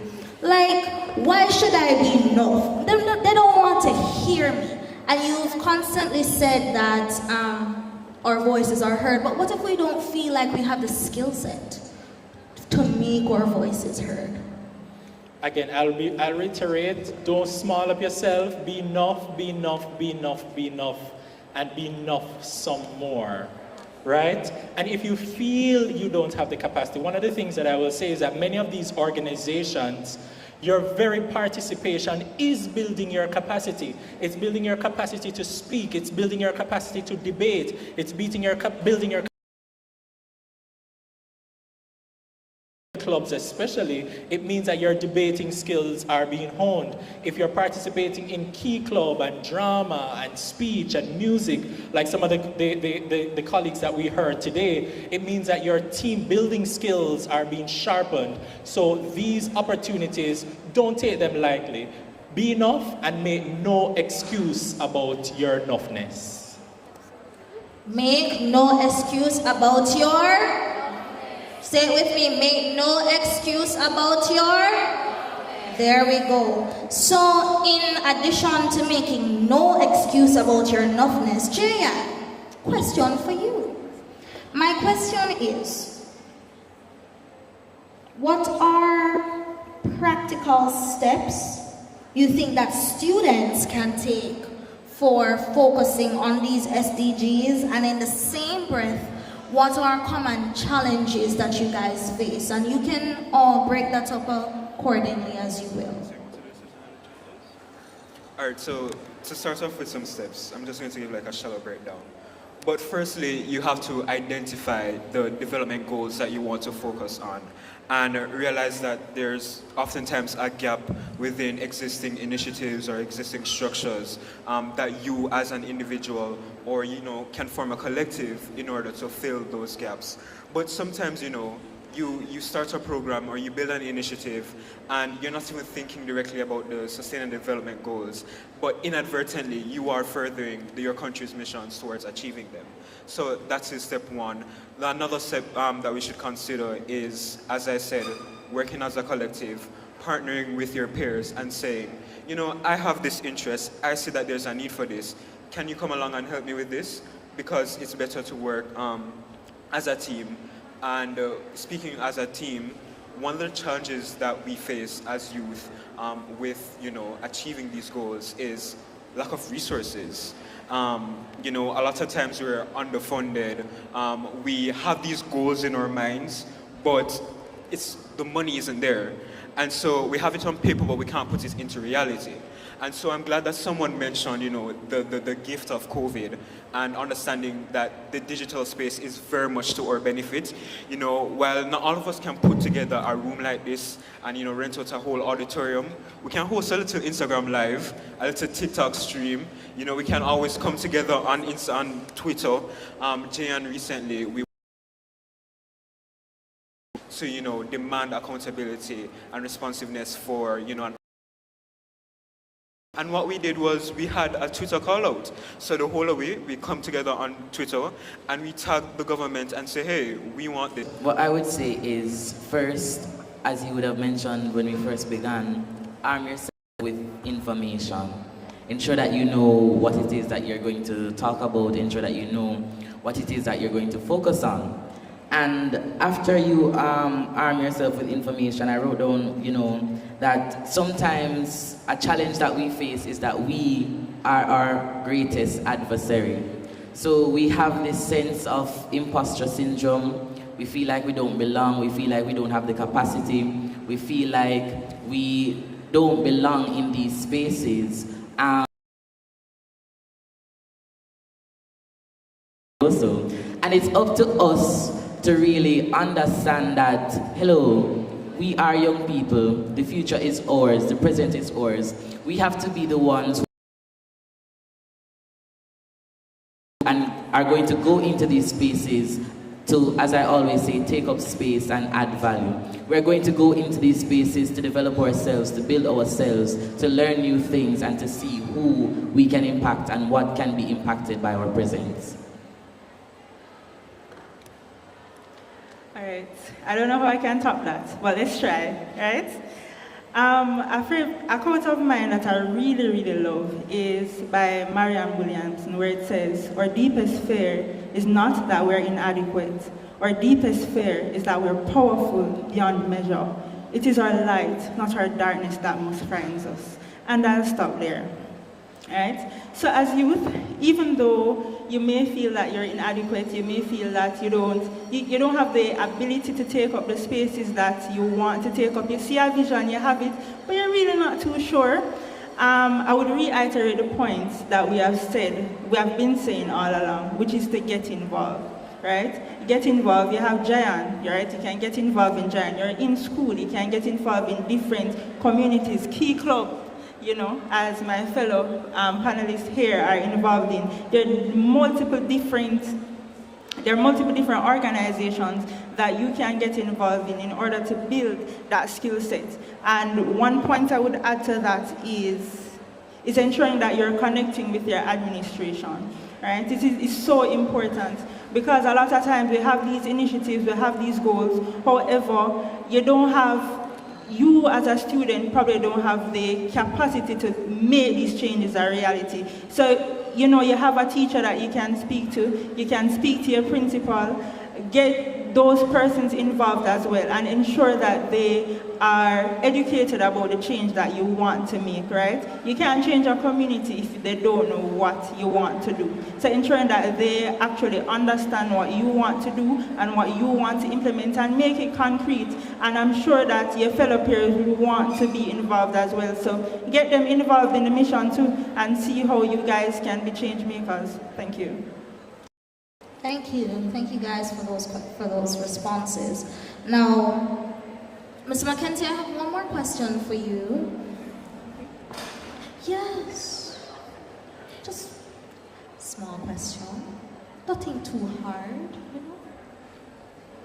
The Convention on the Rights of the Child, the CRC, is a global agreement that focuses on protecting children's rights.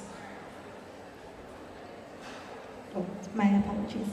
Can you explain what a CRC is? Because me just know say it's something about children and them rights. But I feed my child, I clothe my child, and I send my child to school. They don't have any more rights after that. So what is that? What are the main goals of that? How does that fall into the SDGs? This is a small question. Before I get to that, I just want to make one thing jumped out at me when we're talking about or access to and use of technology and social media. And one of the main barriers that we have now to sustainable development is misinformation and disinformation, or loosely we call it fake news. Anybody, you've heard of fake news? And one of the ways that you can help us is by using more of your critical reasoning skills, more of your objective skills, more of your research skills, because some of us as adults, we're losing that, but you still have it, especially while you're still in school. So before you share, before you amplify, before you retweet, before you repost, ensure that you're fact-checking the information that you're seeing out there in the space. Deal? Deal? Very good. All right, the Convention on the Rights of a Child. So there, I think you asked me about the core goals, but there are about 42 articles, but there are 4 key principles of the Convention on the Rights of a Child, and it speaks to non-discrimination. The other speaks to your best interest. So as adults, we need to take your best interest in everything that we do. And the third speaks to your right to life and development. And the fourth speaks to your freedom to your views and to your self-expression. Across I would say, the UN system, we have been, as it relates to discrimination, I would say that while we all have human rights, you may be familiar with the Universal Declaration of Human Rights, yes. But by virtue of your age, by virtue of just being a child, you do have, I would say, extraordinary protected status. So it means that within those 4 things, as adults, we are required, and not just as adults, as government stakeholders, we are required to ensure that as children and youth that you are protected in this regard. I'll zero in on the discrimination one just for argument's sake. And sometimes the breach of this protected status isn't always intentional, but sometimes we may have rules that may not be within the best interest of all students, by virtue of maybe their hair or other protected codes. Do they facilitate and allow for entry and utility of children who may be living with disabilities? So those are some of the issues at the UN that we have been targeting, and that you can also use your voice to amplify as well. As it relates to the well-being and the best interests of children at the UN, we have been supporting social security and social programs like the PATH program that impact many children and their families. So that's how we have been looking at the Convention on the Rights of the Child at the UN perspective. And I know at the JAN perspective and many other clubs and organizations have been looking at the interest of young people as well. They've spoken to the National Nutrition and Quality Nutrition, then the right to life have been serving, and how some other organizations have been recognizing the CR. Right? So, thank you for that response. Surprisingly, a course that I am studying now, my lecturer quoted the nutrition, what was it? The nutrition policy that you guys are putting into effect and calling out a cry for. And it is so interesting, so far apart. And you're just like, oh, I'm just in my class, I'm just learning about nutrition. I just know that children don't want me to have cheese tricks. Oh, them don't want to have so much sugar in our juice, but sugar have it in a juice. But then you're sitting down and you're just like, yes, but the child should be getting this amount of nutrients. They should be getting these supplements, especially as the child progresses in age. You're realizing, oh wow, it's not just something that the government want to say to talk about something. It's something that is in our day-to-day lives, but as you guys were saying earlier, it's the giving of information in digestible pieces. It's how the common man will understand it. So at the grassroots level, I want to ask our student panelists, how do you think your international exposure at the United Nations has influenced the way you now go into your different community groups? Okay, thank you. That's a lovely question, actually. The UNAJ, but even the school club post. And by following them, I want to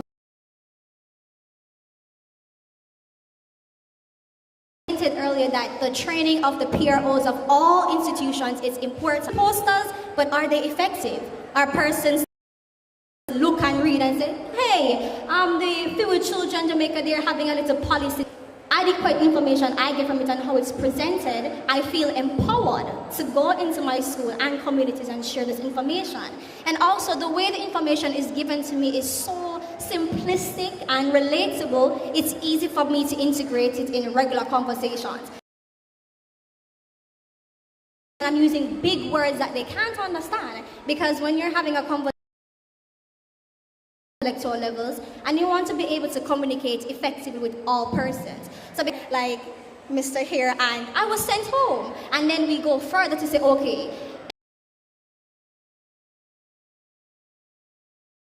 we get international information that coincides with what we know here in Jamaica and the Caribbean.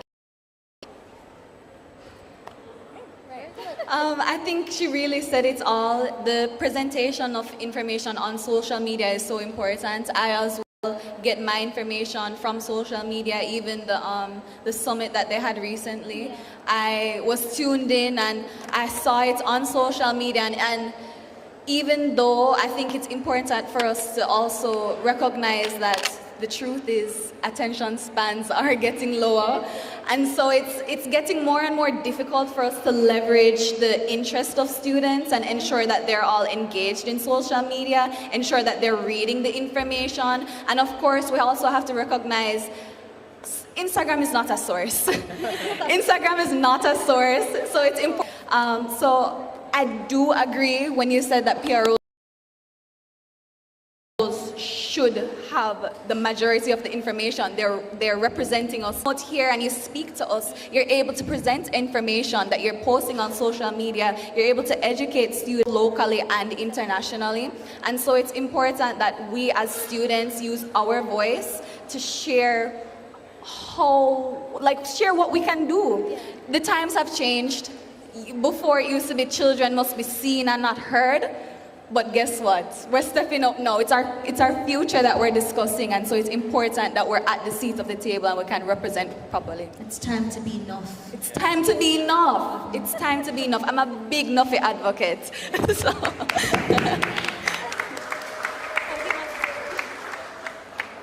I think one of the things we can also aim to do is meeting the people where they are. And they can now sit back and think, you know, whatever such and such person said makes sense, what they said makes sense, you know, I'm going to try to do this in the future, I'm going to try to do this better, and then we'll see some amount of change in our society. Sorry, not to drag it out, but as we have said before, there's power in numbers, and I do think that when we have interested and passionate students and youth, I think it's so powerful, and I do believe that we can do so much on the local level, as the United Nations Association of Jamaica motto is, thinking globally, acting locally. And so it's important that we leverage that and come out in our numbers and we have our conversations, because that's how information is shared. And even people who are not educated before, didn't know something before, there's something for them to gain. So I think that's really important also. Yeah. And I do agree, because one of the things that I've learned is going to the UN conferences overseas.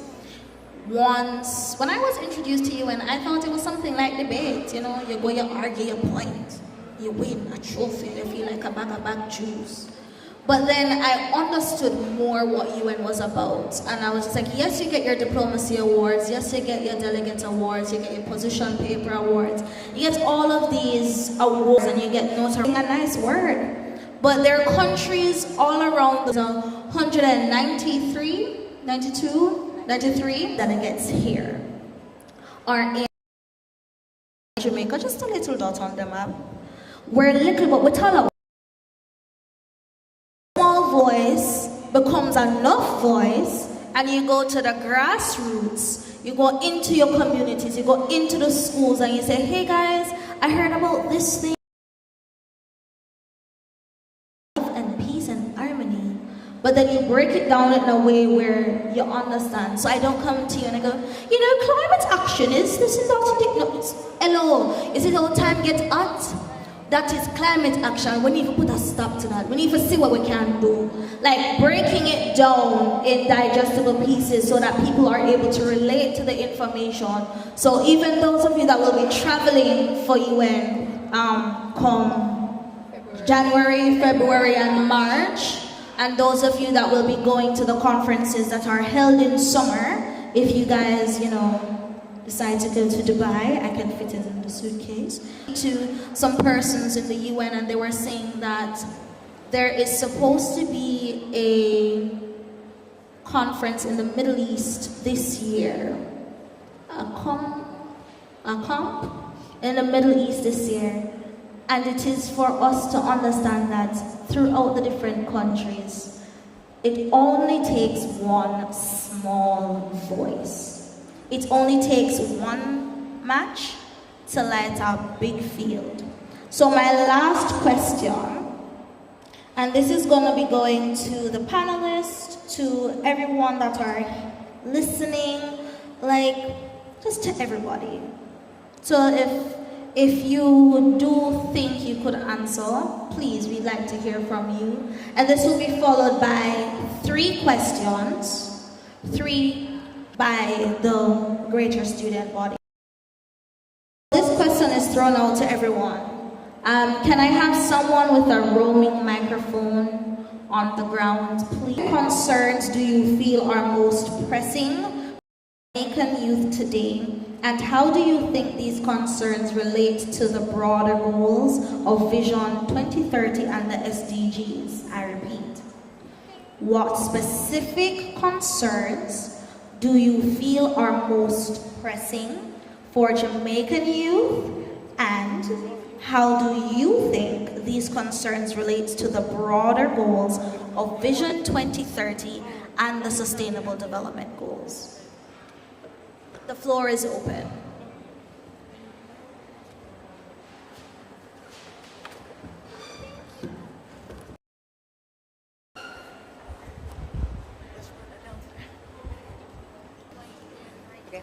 One pressing concern I think we definitely have in this country is sexual assault, because we don't really know how to handle it. And for Vision 2030, we want to make Jamaica a safer place. And in order to make Jamaica a safer place, it also has to be a safer place for our women. And our women need to be safe in order to make Jamaica better.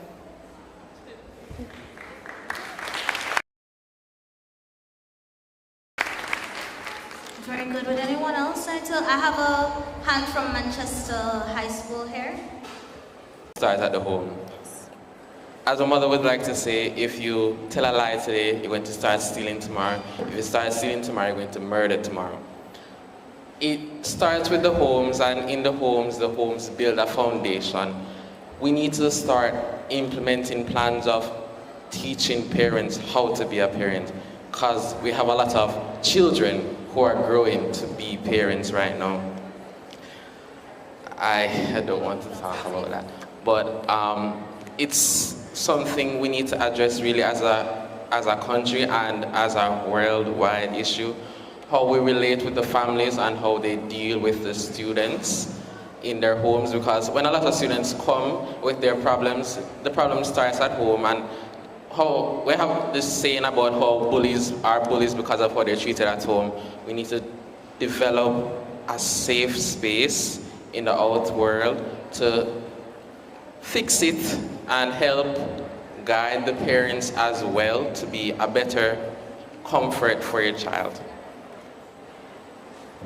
Very good, delegate. There's a delegate from the Old Harbor High. Is it a question or is it an answer? It's an answer? Well, I'd like to have some questions that are out of parish, so the Hampton High School. I'd like to hear from you ladies. I'd also like to hear from Central and the Institute of Advanced Placement. We have not heard you. And Mahalia, I see you have a hand raised, so right after the Old Harbor High, I'll take your question. Go ahead there. Good afternoon, everyone. So my concern is about mental health, because for us to actually carry out all of the SDGs, we have to have a good mental space, because we cannot go out and help others if we ourselves cannot fully comprehend everything that's happening. So I think that mental health should be taken into consideration. Very good point, very point-on-point, Delegate. So, go ahead. Good afternoon. My name is Siobhan Scott, and she said mental health. I'll say communication, because as much as we talk to Jamaican people, we both know they're not gonna always listen. And without communication, there is no way we can complete none of those SDGs. I can assure you that. So if Jamaican people themselves cannot listen to the words and take heed to certain things that the UNAJ may bring up, then nothing will change. That's it. I do agree. So if the mic could come to the front.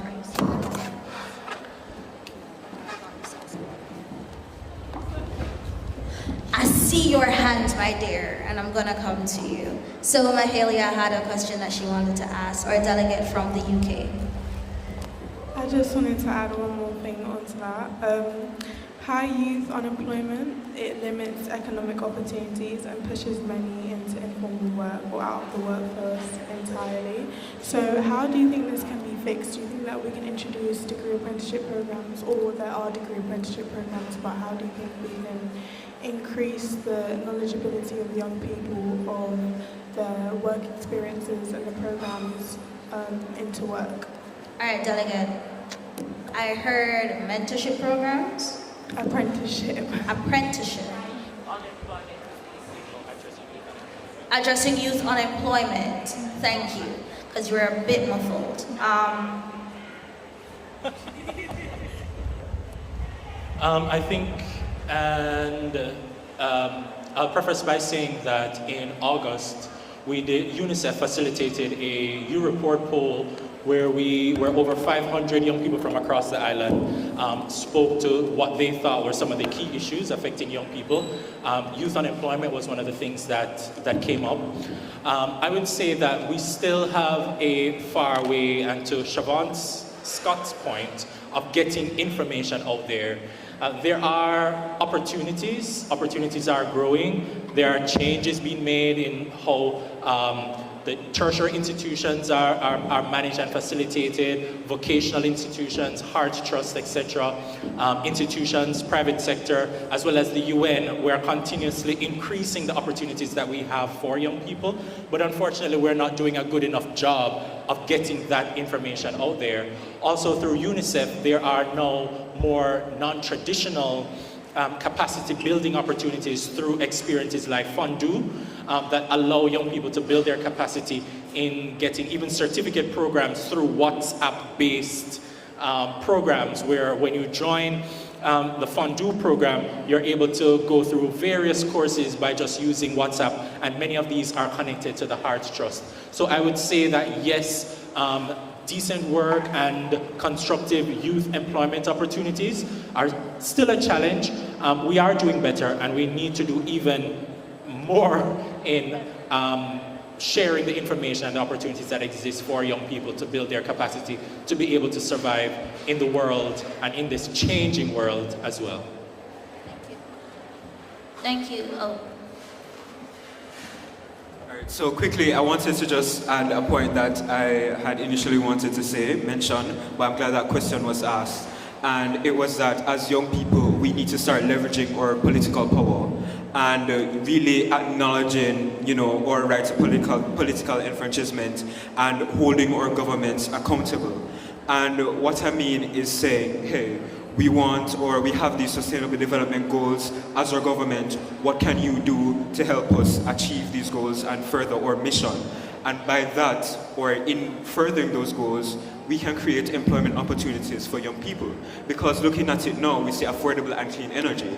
I can guarantee you that there's a lot of young people in here who are well involved in STEM subjects and have brilliant ideas and have these concepts and initiatives that they know that they can put in place, but they want the government to help fund or push their goal. And that's right there is an employment opportunity. So if we hold the government accountable and say, I think you need to be doing more with regards to furthering these goals, then undoubtedly you will see increased youth employment opportunities.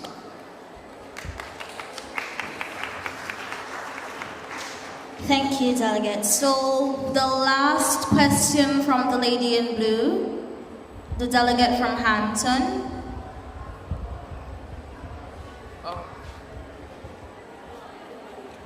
I'm not hearing you. The mic is on its way to you. It was an answer for the previous question. Still share your point.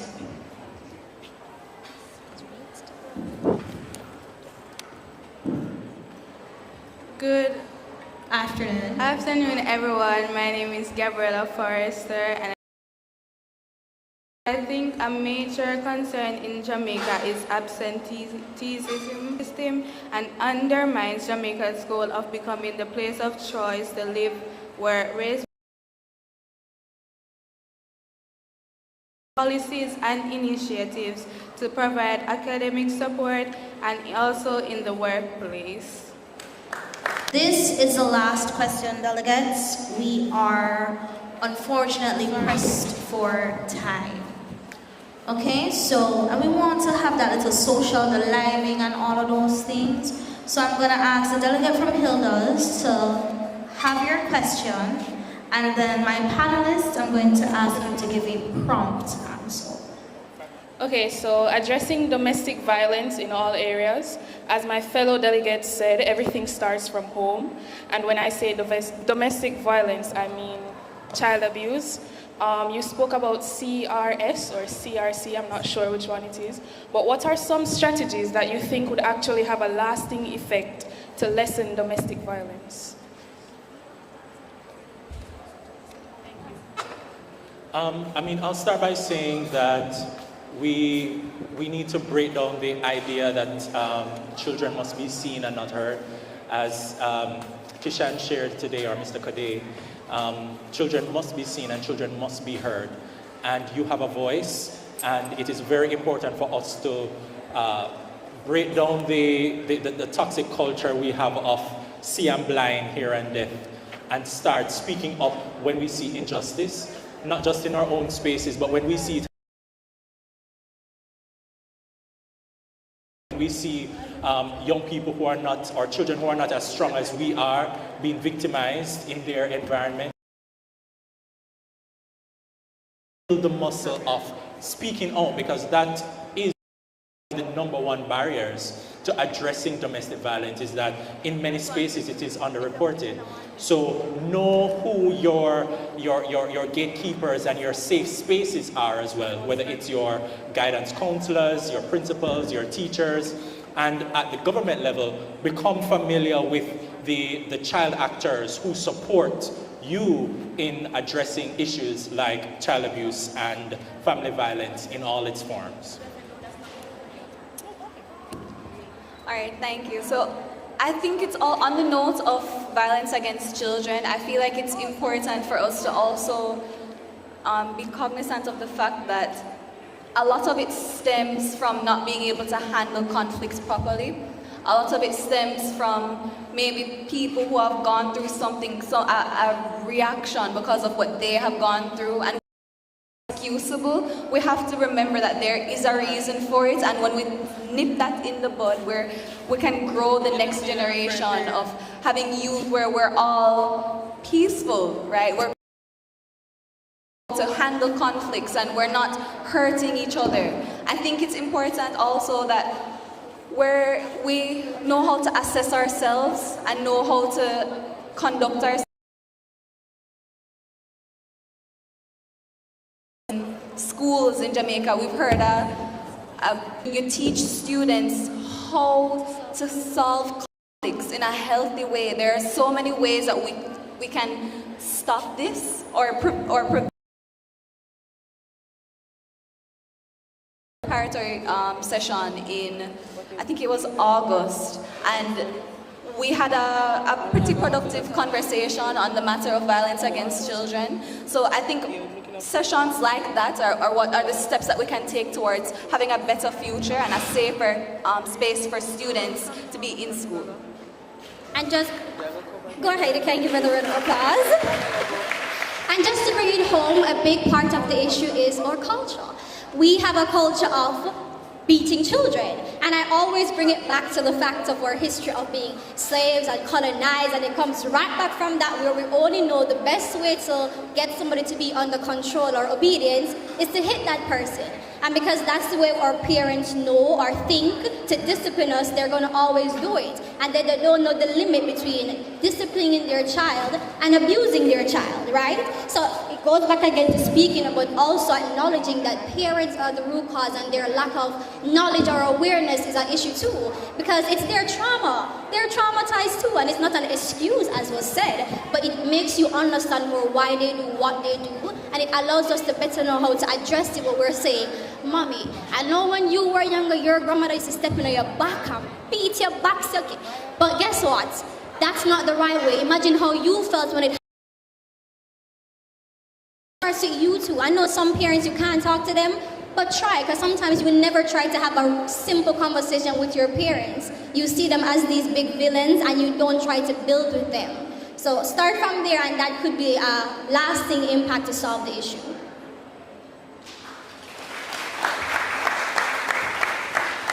So unfortunately, that I won't have the time for that, but right after this, we're going to be liming, so you can answer that question to the delegate, right? So I want to, everyone, can we give a round of applause to our panelists? Now, I don't know about you, but I learned a lot today. And I understood more now than ever that it's not just learning something in school or being a part of a club, it's being enough. It's knowing that I have a voice, even if I don't understand, I can make a change. Once I vet my information, I can tell a friend to tell a friend to tell a friend. To tell the neighbor, to tell our auntie, to tell the cousin, right? Because we all know that just as social media is effective, word of mouth is effective. Not true? Talk truth. All right, delegates, so I am going to have at this time the United Nations Day.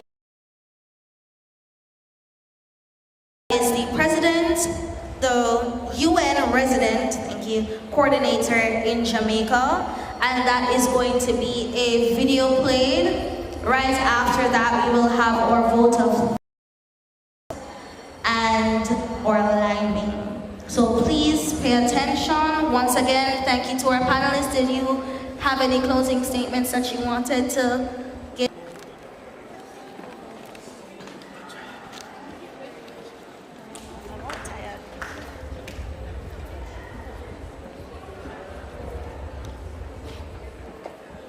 We need to join the UN right now. We need to get a lucrative job right now.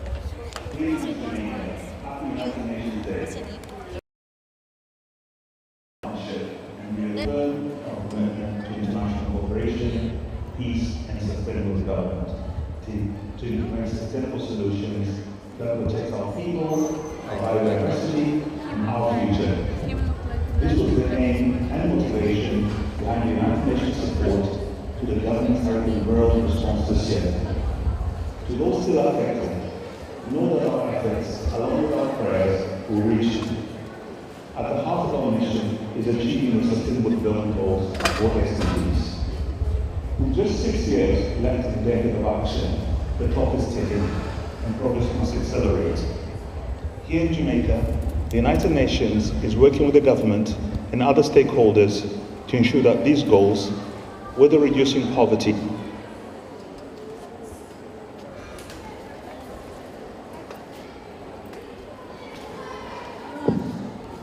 Greetings, Jamaica. Happy United Nations Day. Today we celebrate our global partnership and reaffirm our commitment to international cooperation, peace, and sustainable development. For 79 years, the United Nations has worked to represent our highest collective ideals and has brought conflict, inequality, or economic instability have no borders. Urgency and impact of these global issues. As a small island development state, Jamaica is no stranger to the impacts of climate change. Rising sea levels, more intense hurricanes, unpredictable weather patterns continue to threaten our communities, livelihoods, and the environment. The United Nations remains steadfast in support of building Jamaica's resilience against these impacts, working alongside civil society to implement sustainable solutions that protects our people, our biodiversity, and our future. This was the aim and motivation behind the United Nations support to the government's Hurricane Beryl response this year. To those still affected, know that our efforts, along with our prayers, will reach you. At the heart of our mission is achieving the Sustainable Development Goals, or SDGs. With just of action, the clock is ticking, and progress must accelerate. Here in Jamaica, the United Nations is working with the government and other stakeholders to ensure that these goals, whether reducing poverty, improving healthcare, or ensuring access to quality education, become a reality for everyone. Crucial to this effort is the active engagement of Jamaica's youth. Young people at the forefront of driving change, whether through climate advocacy, entrepreneurship, digital innovation, or community development, Jamaica's youth are leading. Already shaping the future today. Young people, you have our full support.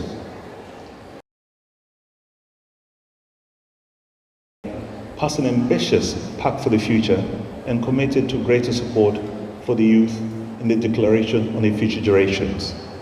With this in mind, the United Nations remains resolute in partnering with Jamaica to keep this promise by amplifying youth empowerment through education, skills training, and opportunities for meaningful participation.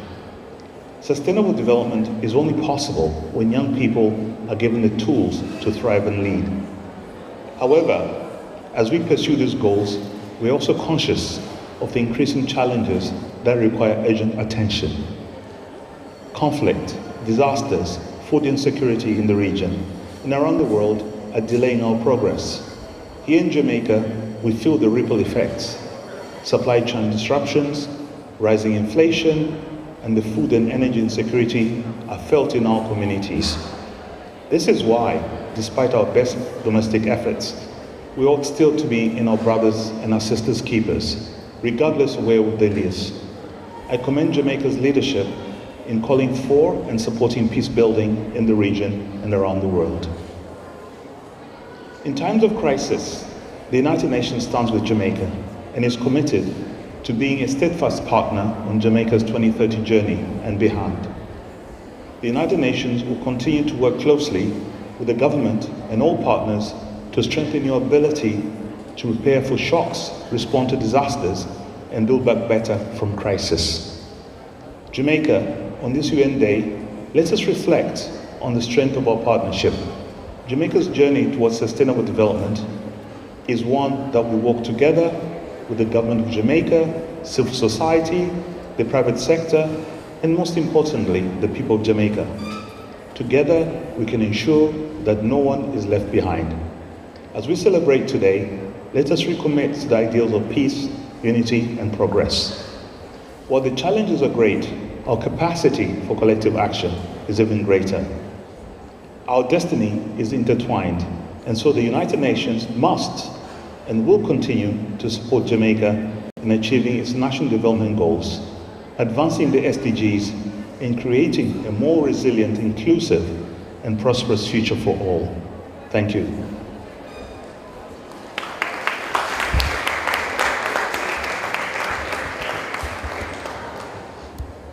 Okay, delegates,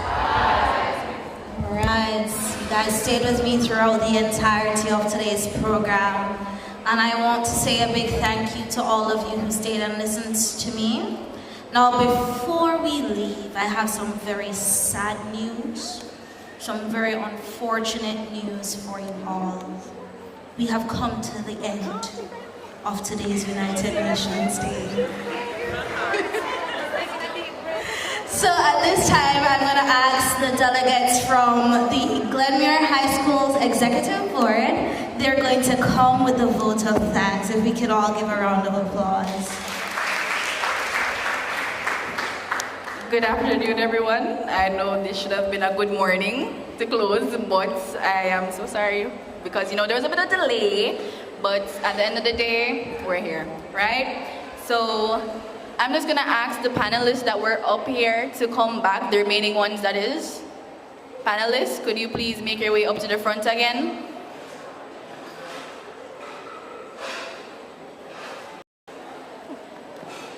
You can just stand right next to me.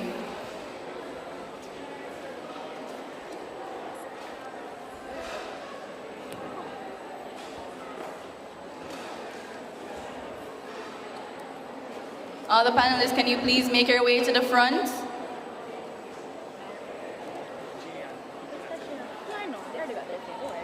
Where's Tashira?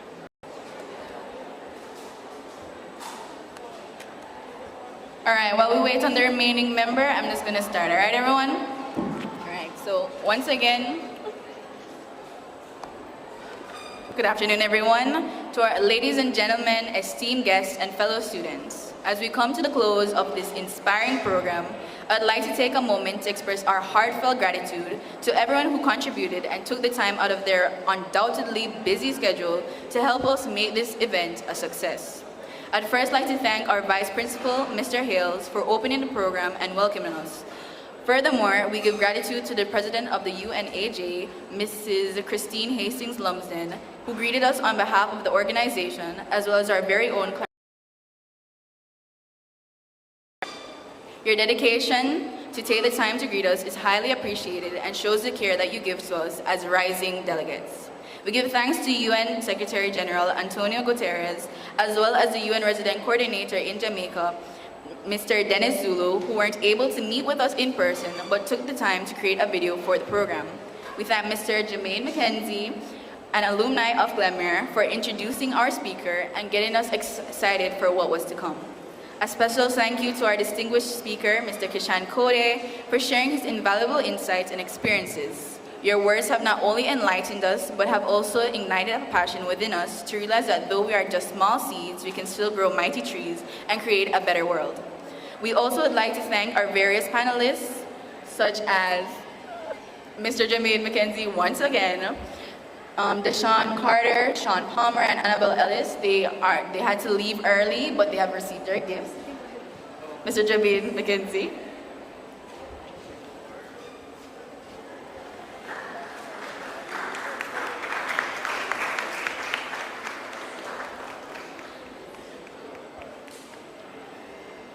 Rihanna Stewart. Round of applause, guys. Weren't they really great panelists? And of course, Gabriel Bryan.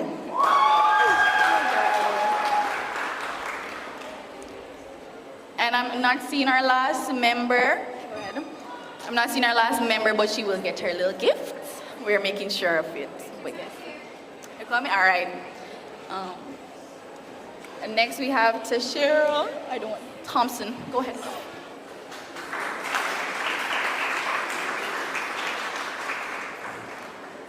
We are sure that your answers have greatly impacted us and have left an impression on the many members who are here today, and we just want to thank you.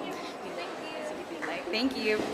All right, furthermore, we have to, of course, give a really great and big thanks. She's sitting down right now. I don't know if she's doing that, but to our moderator, Abigail Maddens, who so graciously led us throughout the program and has hyped up every bit of it. I felt the excitement from her, and I'm very grateful she could come today to present the program to us.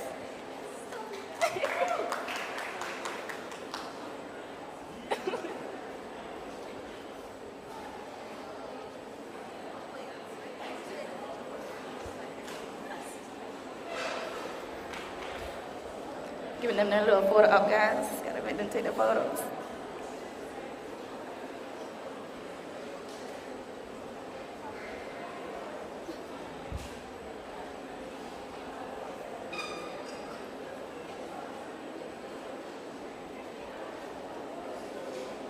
All right, to our dedicated organizing team and volunteers, thank you for your hard work and commitment. Your efforts behind the scenes ensure that everything ran smoothly today, and we couldn't have done this without you.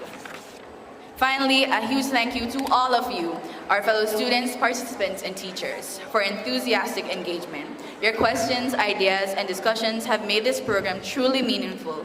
Remember, the United Nations Club is not just about today, even though I get cake and all them things there, but still, it's about fostering a spirit of global citizenship and responsibility of our.